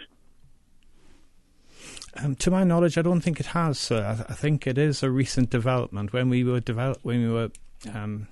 bringing in this framework over the last year, we talked to lots of folks locally, and also, to be honest, internationally, because we're aspiring for our schools to be the best they can be internationally in comparison to world standards. But we spoke to lots of folks locally who advised us about the importance of this area that you've identified. And so we've built it into that with the advice of educationalists and parents, so that it reflects and is distinctive to Cayman, but also incorporating the very best of international standards, so that our children and our teachers and our teams are aspiring to the best education moving forward. Okay, sir. Yeah, I guess that's I'm glad to hear it, but I was very disappointed to hear that it was just recently included in the checklist, because so many years I think we've missed out on all of this. I think, in all fairness, though, sir, Mr. Carpenter probably wouldn't be aware of other inspections or other inspectorates. So, and neither can I tell you, because that's an outside function. But I think maybe his response is from his perspective and developing the framework. So it may be that it was included in the past. We just don't have that information here. All right, thank you so much, sir, for sharing. And these are the concerns. I think this shows the more we get involved, the better informed we are, the much more of an impact we can make. We just need to pause and take a quick short break. When we come back, we'll continue our discussion. So please stay tuned for Talk Today. King Sports Center takes pride in being more than just an ordinary gymnasium. For 14 years, their multi-purpose facility has been providing the community with a variety of sporting, recreational, and relaxation activities. King Sports Center has a bowling alley, lounge bar, multi-purpose rooms, powerhouse gym, rock climbing wall, bungee jumping, a 10,000 square foot rink, and so much more. For more information on the variety of services, call their friendly staff today at 946-5464 or email kings@candw.ky or visit www.kingsportscenter.com. King Sports Center, your one-stop shop for fitness, recreation, and relaxation. Advance Automotive is celebrating 10 years as Cayman's authorized Chevrolet dealer and is giving away $10,000 to one lucky customer to celebrate. Buy any new Chevrolet from Advance Automotive and you'll be entered to win $10,000 cash. Entries close 1st of December or after 100 cars sold, whichever comes first. Buy your new dream car and enter to win $10,000 cash for Advance Automotive's 10th birthday. Visit the showroom on Owen Roberts Drive or visit AdvanceChevrolet.com for more details today. Nursing, education, social work, media studies, hospitality, electrical, plumbing, AC. Wow, I didn't even know that the University College of the Cayman Islands offered all that. Yes, all that and more, as well as event management and QuickBooks. They also did customized training for our staff last month. Hey, didn't your son just graduate from high school? Take him so he can apply for the fall semester. Pursue your academic and professional goals at UCCI. Admissions are ongoing. Classes start August 27th. Visit them or call 623-8224 to learn more. The Lions Club of Tropical Gardens, in association with the Cayman Islands Cancer Society, presents Steve Higgins and Friends in Embracing Romance. An elegant evening with Dahlia Winter, April Marr, Amaya Lewis, and Steve Higgins. Sunday, September 2nd at the Marriott Beach Resort, 7 Mile Beach at 6 p.m. sharp. Come hear impeccable performances of timeless love songs, punctuated by riveting, stunning creative dance in a classy, romantic evening. Tickets at Funky Tangs or Super Stitch and Virtue, or call 916-5008. That's Embracing Romance, Sunday, September 2nd at 6 p.m. at the Marriott Beach Resort with Steve Higgins and Friends. Proceeds will go to the Cayman Islands Cancer Society and the Lions Club of Tropical Gardens. Sponsored by Harney's, NCB Capital Markets, S&P, Auger, and Radio Cayman. Talk today. But I do have some questions. Talk today. Cayman Islands' foremost listeners' participation program. Talk today. Because there are more questions than answers. What the public is saying. Waiting to take your calls right now. Sterling Dwayne Ebanks.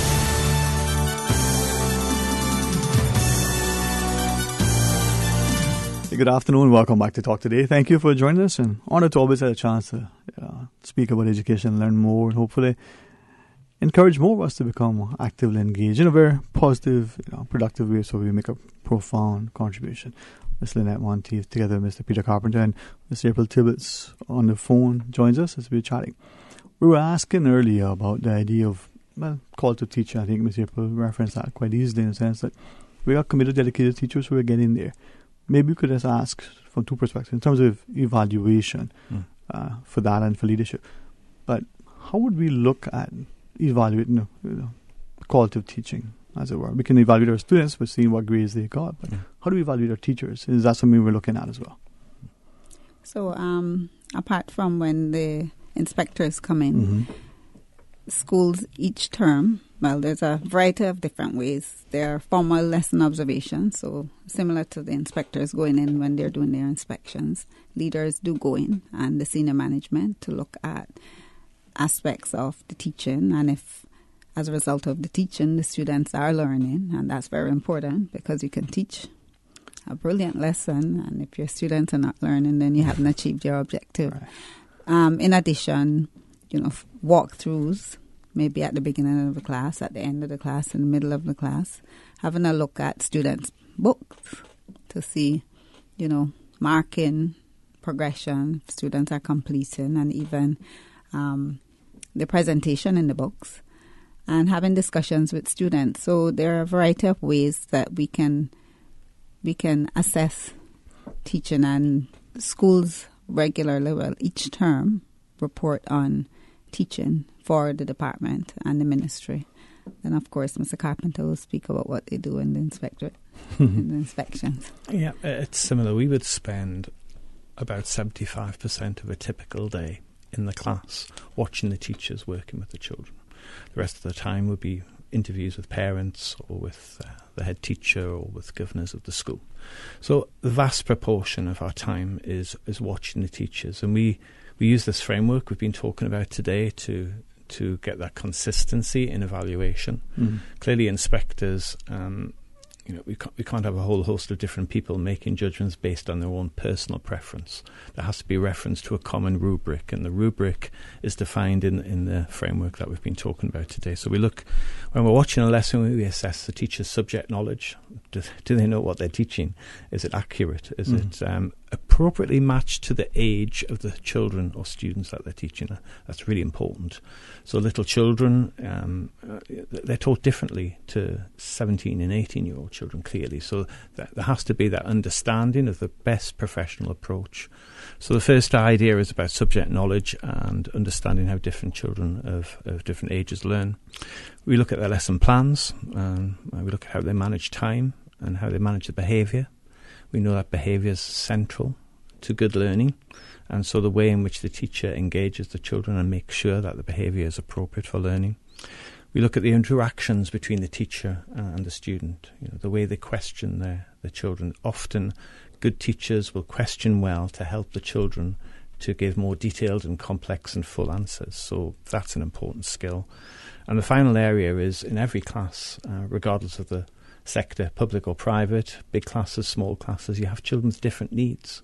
You have some children who are highly able and others who are struggling with different areas of learning, sometimes with special needs. And a good teacher will meet those different children's needs and will set tasks or have activities or ask questions or have different expectations of children depending upon their ability profile. And so there are, 5 possible elements that we would build into the observation, and we make an evaluation using the 4-point scale. So this assessment and evaluation, the rubric that we're using, the wider community, the parents would be able to have access to that, to say this is how this teaching is going to be evaluated? Yes, it's published. It was published in June this year, and it's on the Office of Education website, so people can download it, and obviously it's free of charge, and we want it to be a public document because parents have contributed so much already in the last year to defining areas of inclusion, such as the points the caller raised just now about Cayman life and culture and heritage. These are areas in which parents have helped us develop the framework. And I'd also just add, because it's really important, in developing this framework we benefited from significant support from the Ministry of Education, the Department of Education Services, particularly when we're developing a framework that is aspiring to international standards. We also want to bear in mind what is pertinent to Cayman, the starting point, and what we need to do step by step to improve. So all of the schools were inspected, the public sector, in 2014 and 15. Lots of messages there about behaviour. So in response to that, and in response to the advice from colleagues in the department, we've built into this framework this idea of classroom rules, all about management of learning, about relationships between teachers and students, and between students themselves, so that expectations are high. Because we know from what has happened that we need to get that right to help the children to achieve the levels that they're capable of. Just want to clarify, when you said governance earlier, you mean the principals of the school, right? In our parlance, that would be the principals, the headmaster. I was also thinking about the private schools. Most of the private schools have like a board of trustees or governance body, they call it sometimes. They call it different names in different circumstances. But yes, these are very important people, often members of the community, or sometimes parents, some business links, who support the school moving forward. And thanks for clarifying that, because that's when we asked that to sort of clarify in relation to leadership of the schools. Yes. In the private schools in particular, there's this board of directors or board of whatever they are. Then there's the principal, the administration. Yeah. How do we evaluate that? How do we ensure that they'll say and they'll show you things, but we know the truth, what they say. How do we get to make sure that what is being what you're receiving, what you're seeing is exactly what is transpiring?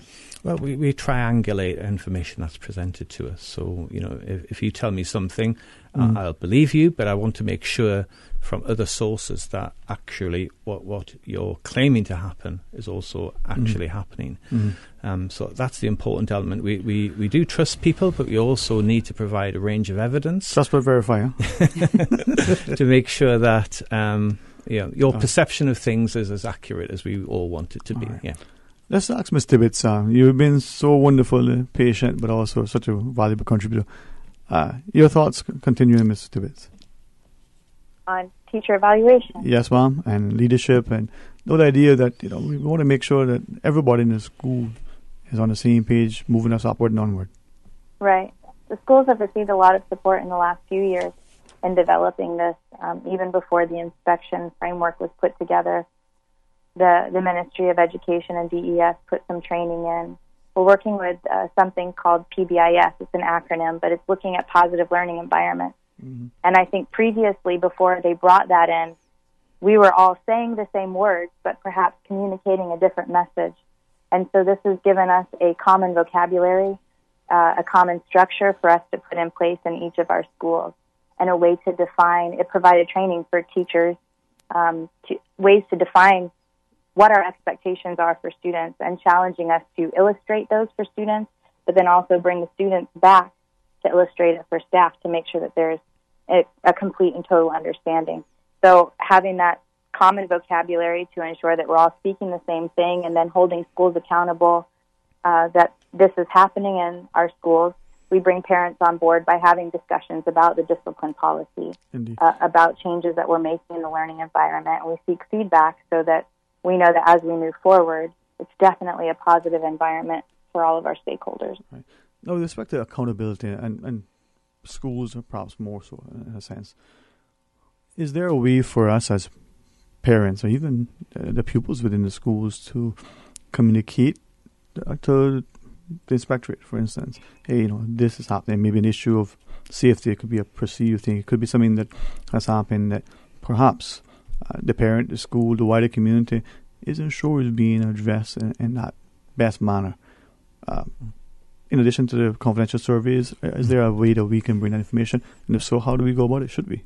Yeah, there's contact information on our website, so parents do and can communicate with the inspectorate and with the Ministry of Education about the performance of their school. We would always listen and we'd consider the information. There is the opportunity, should we receive a significant number of expressions of concern, for example, about the school, that could trigger an earlier inspection in terms of the 2-year cycle. So we're responsive to the concerns of parents in that way. But I thought when you were speaking a few moments ago, there's an important thing about leadership that we should touch on. And that, if I could just add to what I said earlier, is a key indicator of successful leadership is a school that is improving. The school is getting better. And if the leaders of a school are successful leaders, then we will see improved teaching and we'll see improved exam results, improved outcomes for children. So one of the things we do when we visit the school, we look at their exam results over a period of time. We look at the quality of teaching, the information about that over a period of time. And that indicates whether this is a school that's on the right trajectory of improvement moving forward. And clearly, parents can express their views just before the inspection. We give the survey access to parents at the time of notifying. And last time around, we got a good response from parents, but I think we could do even better. So we do reach out to parents who may be listening today to say, you'll get a SurveyMonkey link as part of the communication about the inspection. Please, if you have the time, contribute. We value those comments and the views of parents, and that's published as part of the report. In the appendices, or everything that parents share with us is indicated. We also ask parents, the students rather, from year 5 upwards to complete a survey about their school. We have a comment, a suggestion off air, asking if it's not already a practice, if it could be possible, as you do your inspection, to invite, I think how to private sector personnel, so private individuals with the parents or other people to accompany the inspectorate. I just drop that to you, and you can decide whether that's feasible. So as your team of education inspectors go about, maybe there are, one or two other stakeholders, independent, maybe parents. I don't know how that would work. I think that's a good idea, and many inspectorates do that around the world. When I worked in Scotland, we had lay inspectors. I would like to involve colleagues from Education Council, but not all educationalists by profession. They're very experienced and knowledgeable people, but have a great vested interest in our work and improving education, clearly. So that would be our plan, and that is the plan that we've talked about with colleagues in Education Council moving forward. So I think it's a great idea. All right. Well, we certainly would always. I mean, I think even the Honourable Premier would vacate his spot if he was so selected. If we're talking about education, making it better, publicly, there's a space here for you anytime. Collectively, individually as well. As we close out, perhaps we start with Ms. Tibbetts. Any closing thoughts this afternoon, Ms. Tibbetts?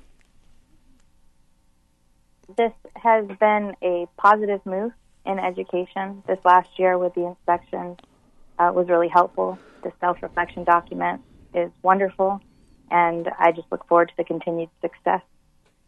Okay, thank you. Mr. Carpenter?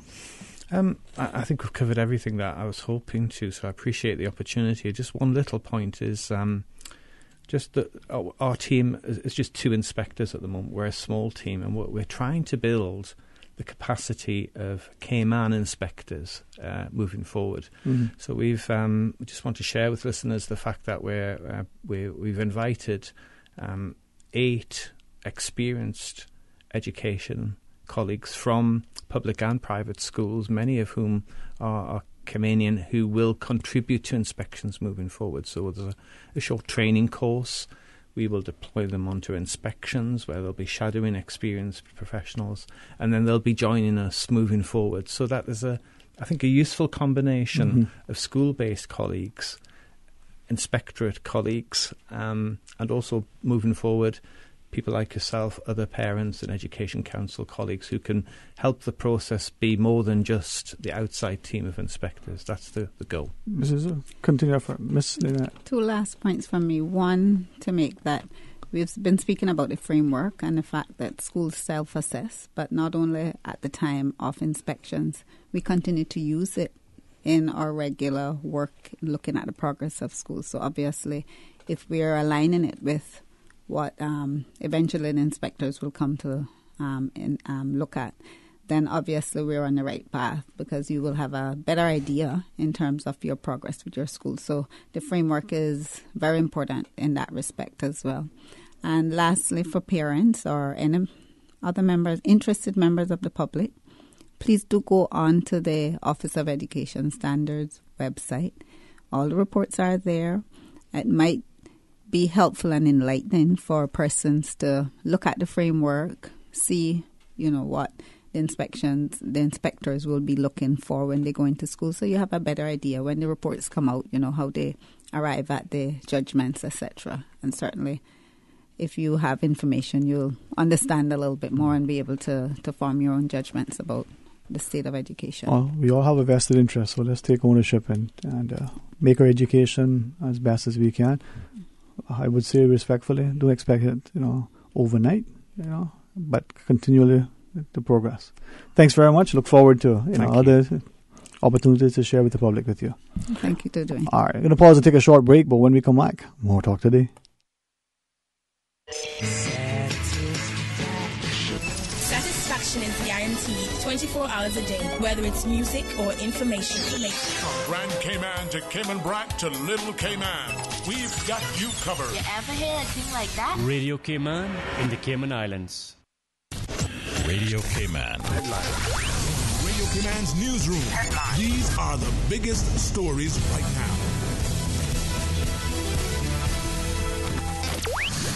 On the heels of Cayman Airways Limited announcing a new Denver non-stop service to Cayman, DiveTech Cayman's general manager, Tony Land, says it's an excellent move at attracting more tourists with an interest in scuba diving. The introduction of the Denver route is a milestone for Cayman Airways, as it's the longest scheduled commercial flight ever operated in the airline's 50-year history.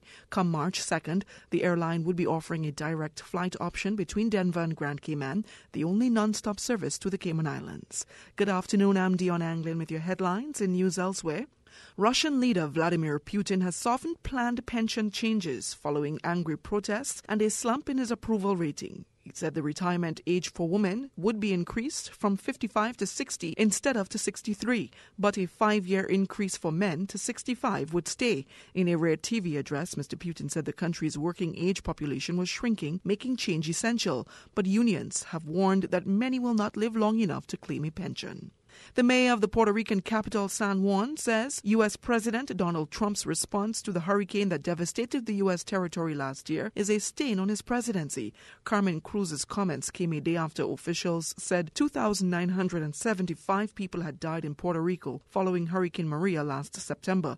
Speaking to CNN, she added that the Trump administration led them to believe that they were helping when they weren't really up to par. And the WTA has criticized U.S. Open rules which saw French world number 31 Alizé Cornet given a code violation for taking her shirt off on court. Cornet changed her shirt during the break between the second and third sets during her first round defeat by Johanna Larsson, but realized it was back to front and switched it on court. That's a wrap of your headlines. I'm Dion Anglin. Radio Cayman, the voice of the Cayman Islands. What's happening in your community? News and information, music and more. You can find us. www.radiocayman.gov.ky. Like us on Facebook and follow us on Twitter. Radio Cayman is your choice, your voice for today's biggest news. Radio Cayman.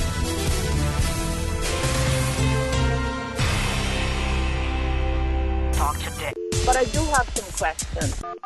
Talk today. Cayman Islands' foremost listeners participation program. Talk today. Because there are more questions than answers. What the public is saying. Waiting to take your calls right now. Sterling Dwayne Ebanks.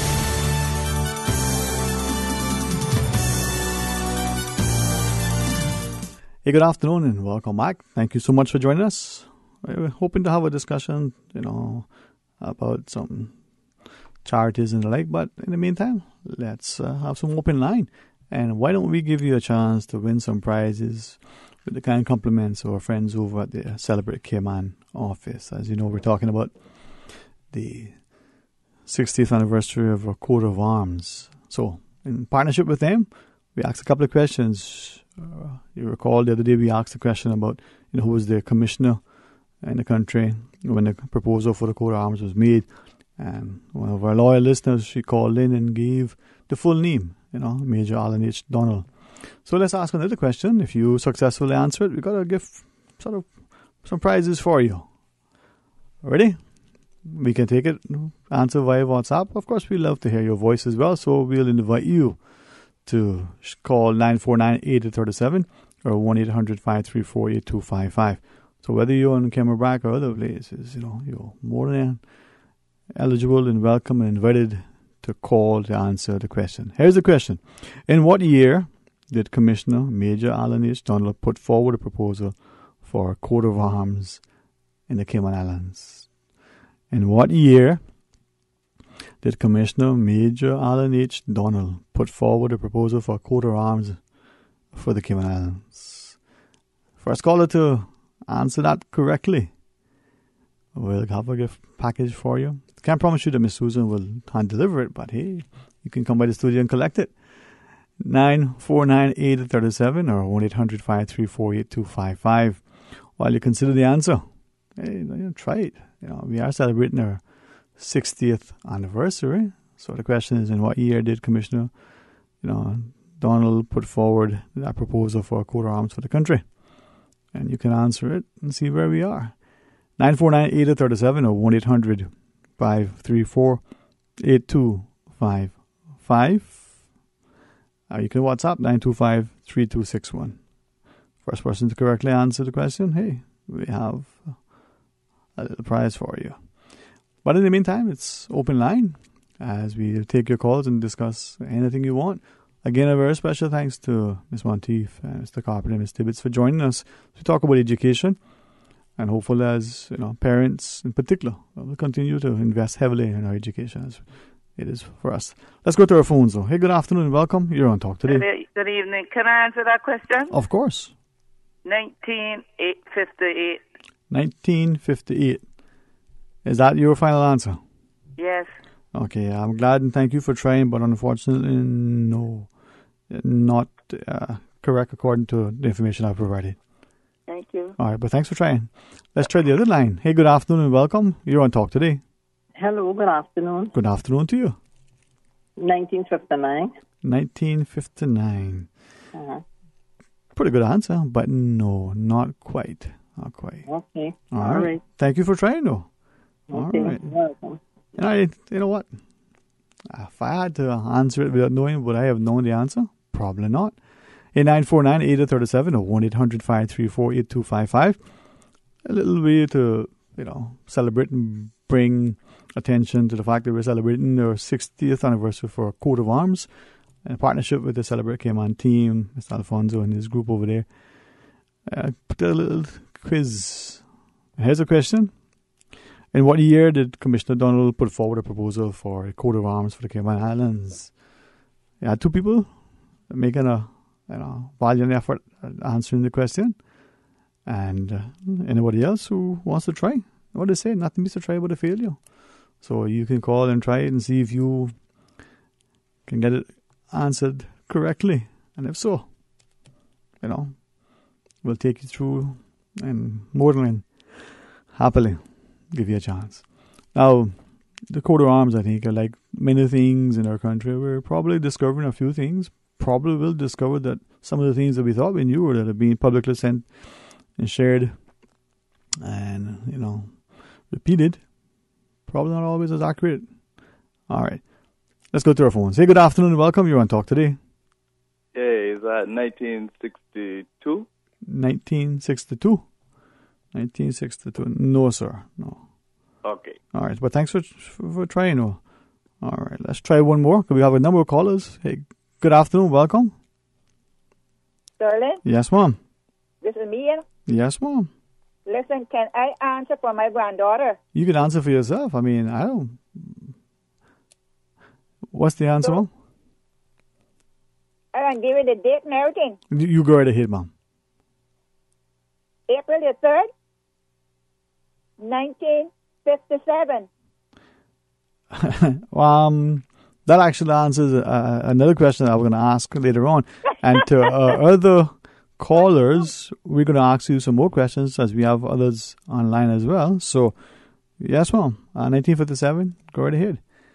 And thank you so much. Thank you so much. Now, while Susan just formally does the things for other callers online, why don't we ask some other questions just for, edification and interest and the like. So we have some other callers in the queue. Let's put another question on the table. On what date did the government issue a notice requesting that all interested Caymanians who had ideas on the subject of the preparation of a coat of arms would ask them to submit their ideas with some illustrations? So what date was that?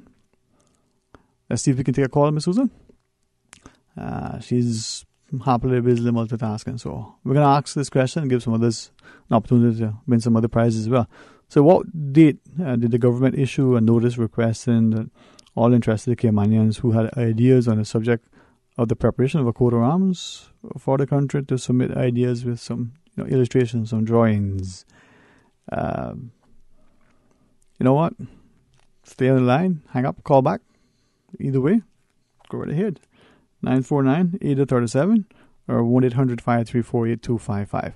Now, the caller prior not only knows her history, but so gladly, shares it with us.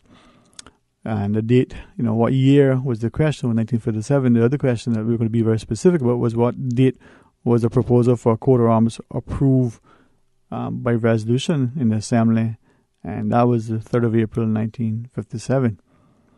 So the coat of arms was approved by a resolution in our Assembly on April 3rd, 1957. So we're now asking, what date did the government issue a notice, given that it was April 3rd, 1957, that the resolution was approved in the Legislative Assembly for a proposal for a coat of arms? We're now asking, what date did the government issue a notice requesting that all interested Caymanians who had an idea about the subject of preparing a coat of arms for the country submit their ideas with some illustrations or some drawings? Would it be close to that date? Would it be further down the road? I mean, we know government sometimes, doesn't always move fast. Sometimes it moves faster than expected, and we're pleasantly surprised. Don't want to take a venture? 949-8037, 1-800-534-8255. And it's always good fun, And as always, when you win a prize here at Radio Cayman, we're glad to reward you for your listening loyalty. And then you just come by, present yourself, just for formalities, so that our auditors don't accuse us of not being proper or being less than formal. Bring some ID, and we'll be happily hand over the prizes to you. 949-8037 or 1-800-534-8255.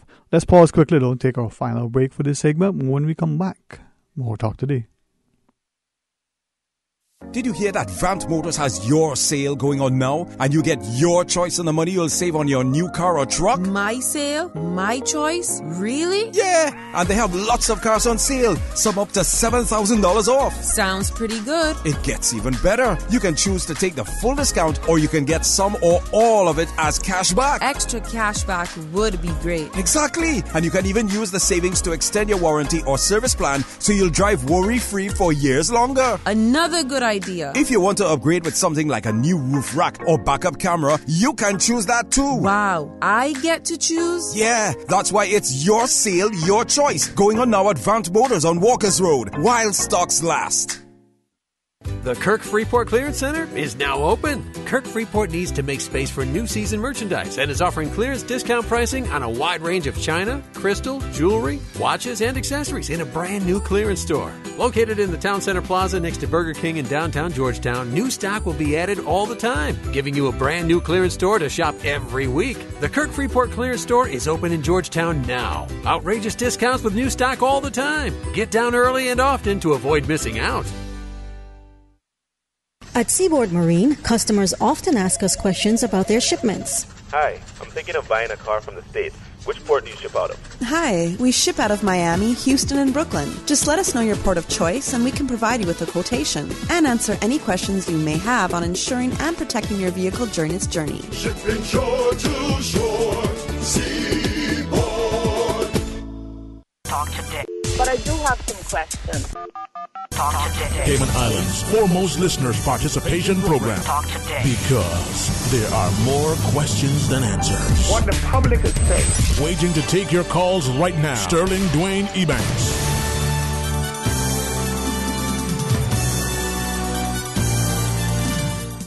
Good afternoon and welcome back to Talk Today. 949-8037 or toll free at 1-800-534-8255. You can always WhatsApp your thoughts to us as well. Talk Today has an email, but if you WhatsApp, which is probably for some of you much more advanced, much more modern, just simply 925-3261. Voice notes, or you type it up, text speak it. I mean, Susan has teaching me all these things recently.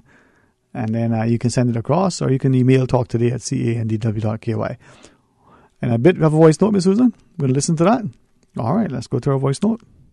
It was the 10th of April, 1957.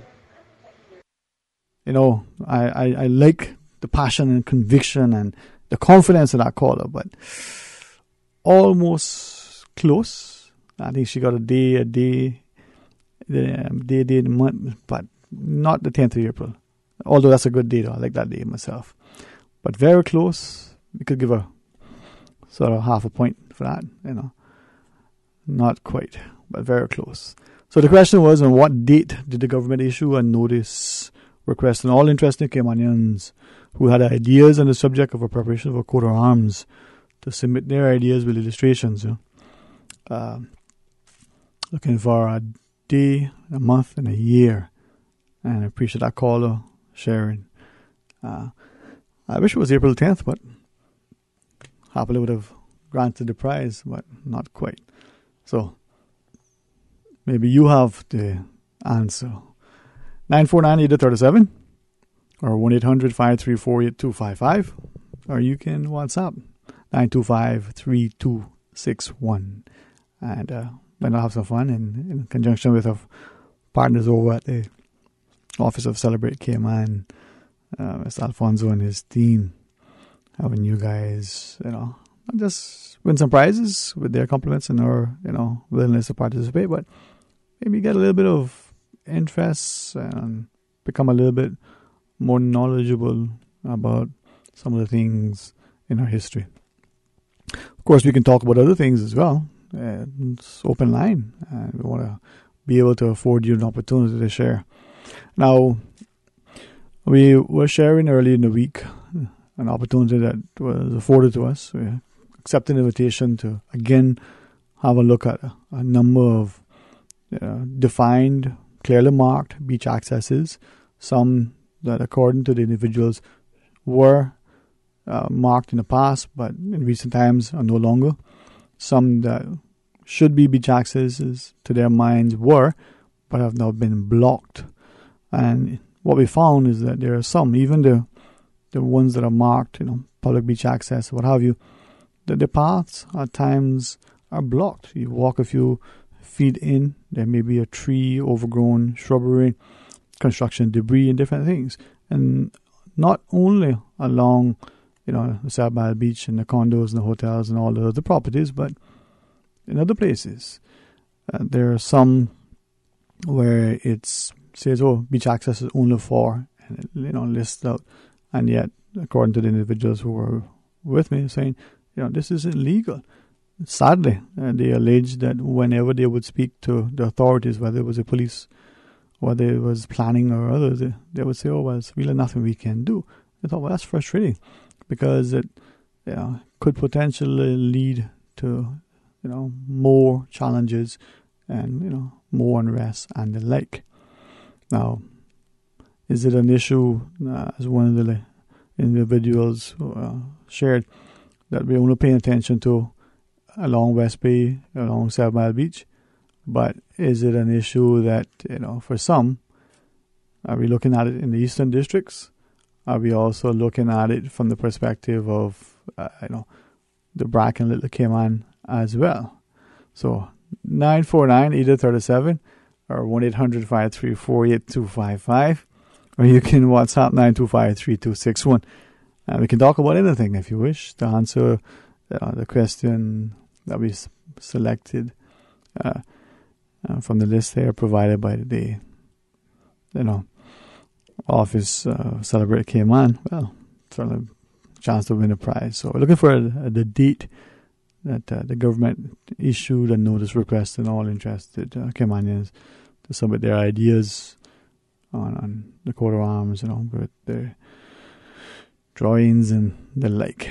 Now, school is in full swing, and we're hearing a number of comments from parents primarily, and not many students thus far, deliberately so, in relation to this new dress code. And I think most of the parents are very much in favor of uniforms and having a dress code so the children look smart, they're smartly attired, they're in school to learn, not there to be fashionistas, I think one mother said.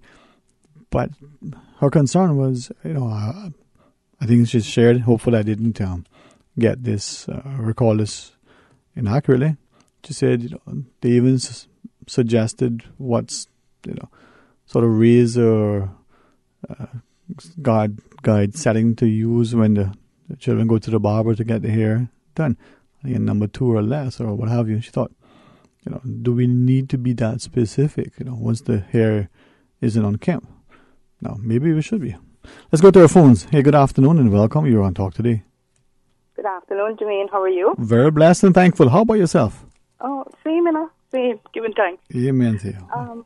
Could it be the 3rd of April, 1957? Okay, that is a date that is apparently correct that answers the question of what date the proposal for a coat of arms was approved in the Assembly. That was April the 3rd, 1957.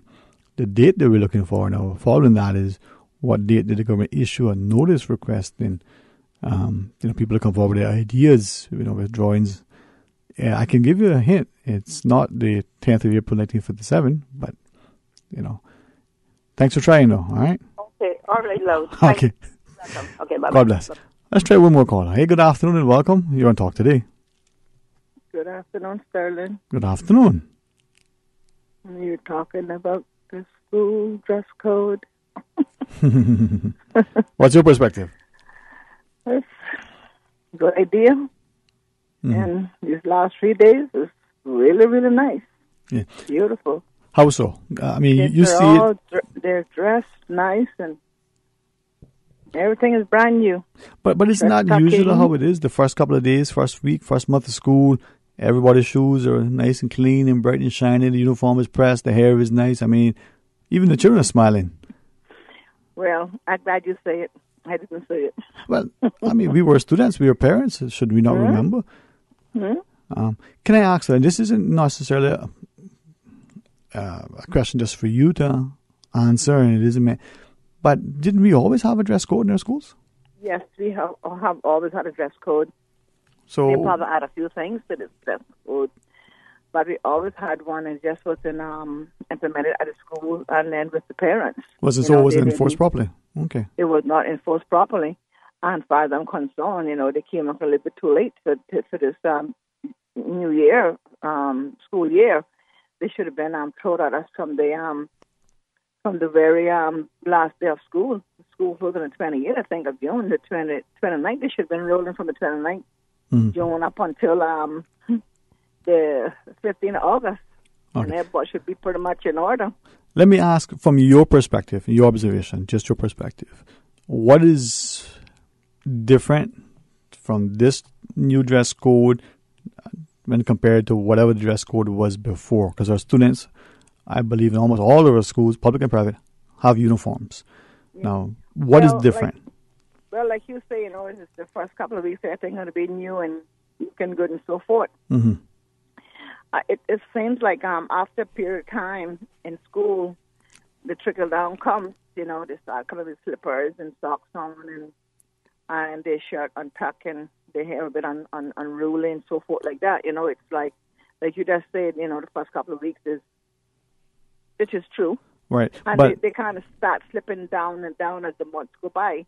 And that's when the parents and the school need to step in and say, hey, when school opened on a certain date, you was all dressed and ready to go. Now, what happened to you? Why are you in slippers today? Do you have a foot problem? Did you get your foot hurt? Did you bring a note from your mom to tell us that, your foot is hurting and we'll accept you with the slippers and socks, whatever the case may be? Right.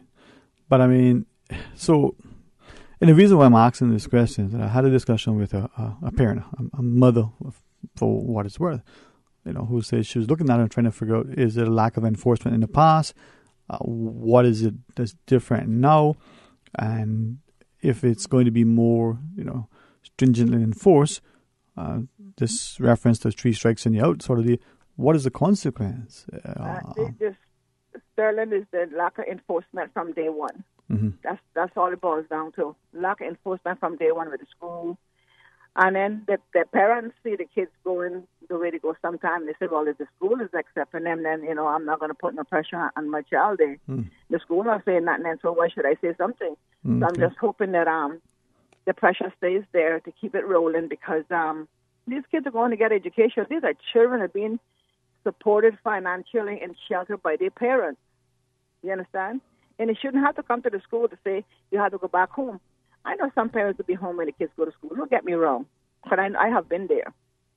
And she could put their uniform out and they can go and put on something else and go to school. The kids are daring. Kids are daring, to see what they can get through with or get crossed with and all that kind of stuff. And our children just looking attention. That's all it boils down to. And because Mary's doing it, Allison got to do it too. Right. So that's a trickle down of not enforcing it. But if they keep it enforced and stuff, it would just be good. Well, I'll share with you, if you may, I'll share with you. This was prior to school closing for the summer. And these were just students, even though some were probably from, maybe more from one school, but they were from different schools and part of the program we're in. So just ask them, how was the school year? What are some of your thoughts you have? What are you going to do for the summer? And got a chance to talk about school, the performance at school, the decorum of teachers as well as students. And just generally speaking, 2 things stood out.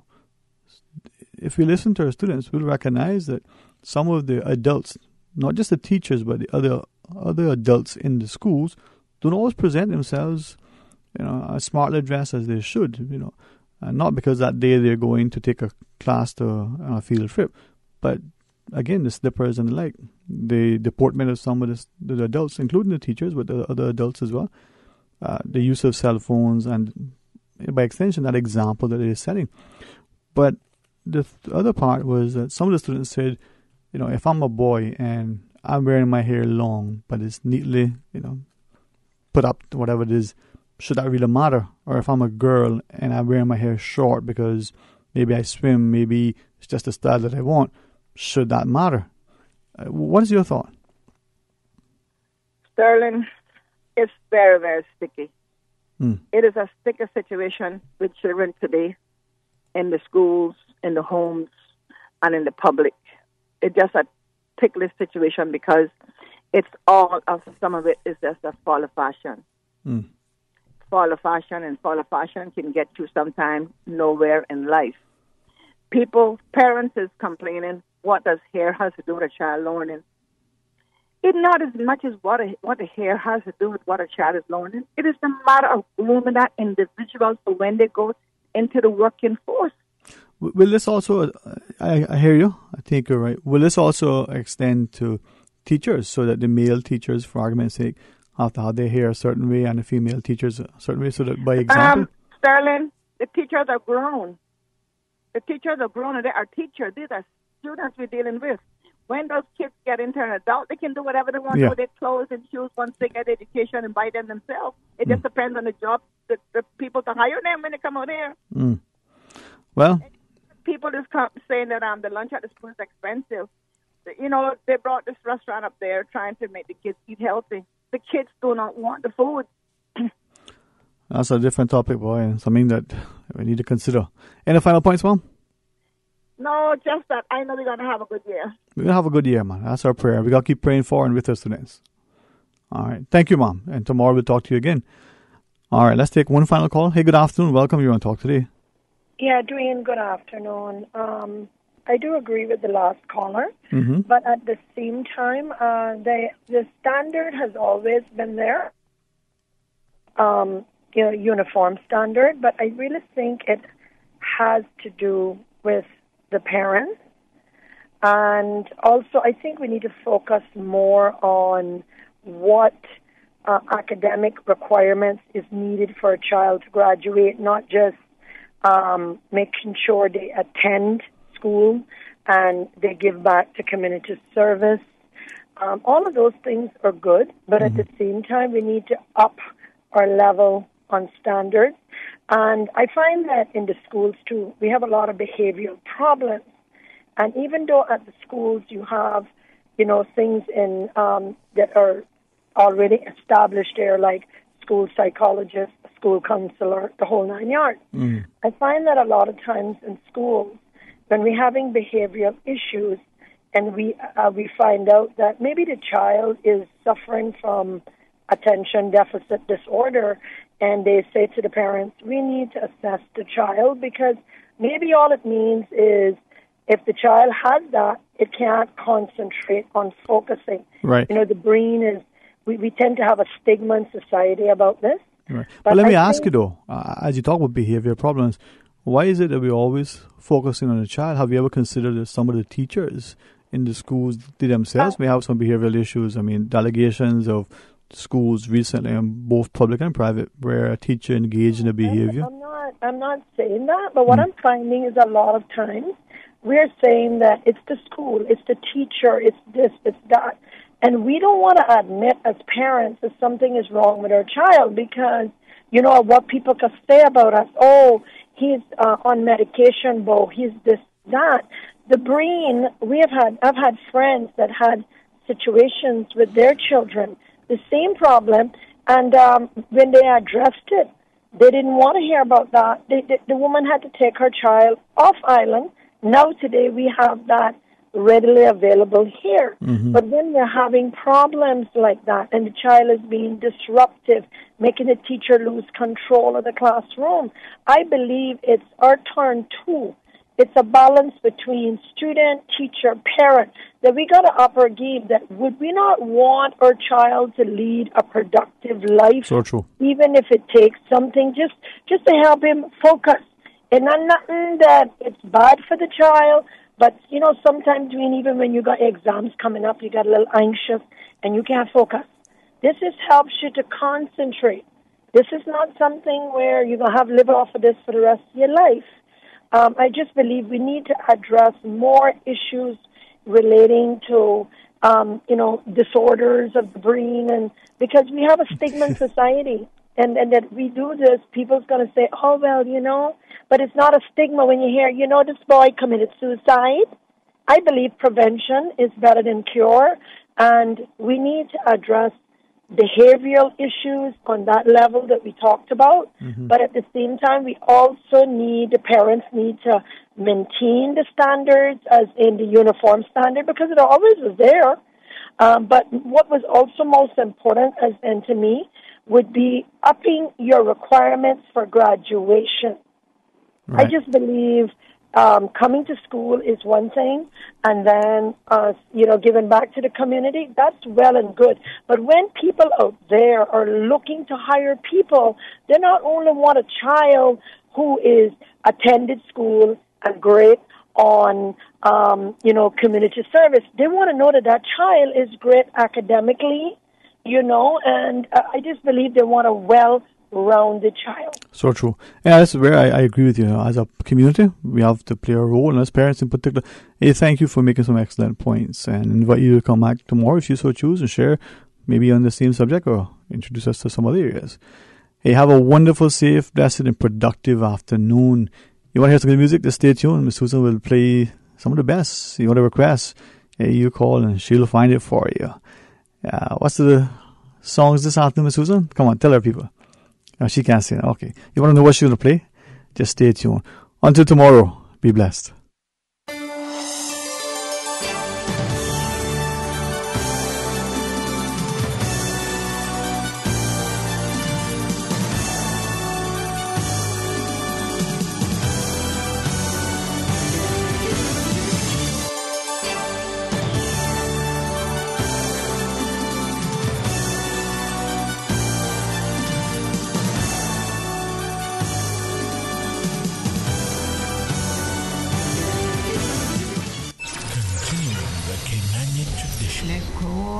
Keep my ground so clean. The heart and soul of the Cayman people. Thank you for keeping the culture alive. There's the news every day. From East End to Georgetown, down into West Bay. Radio Cayman in the Cayman Islands.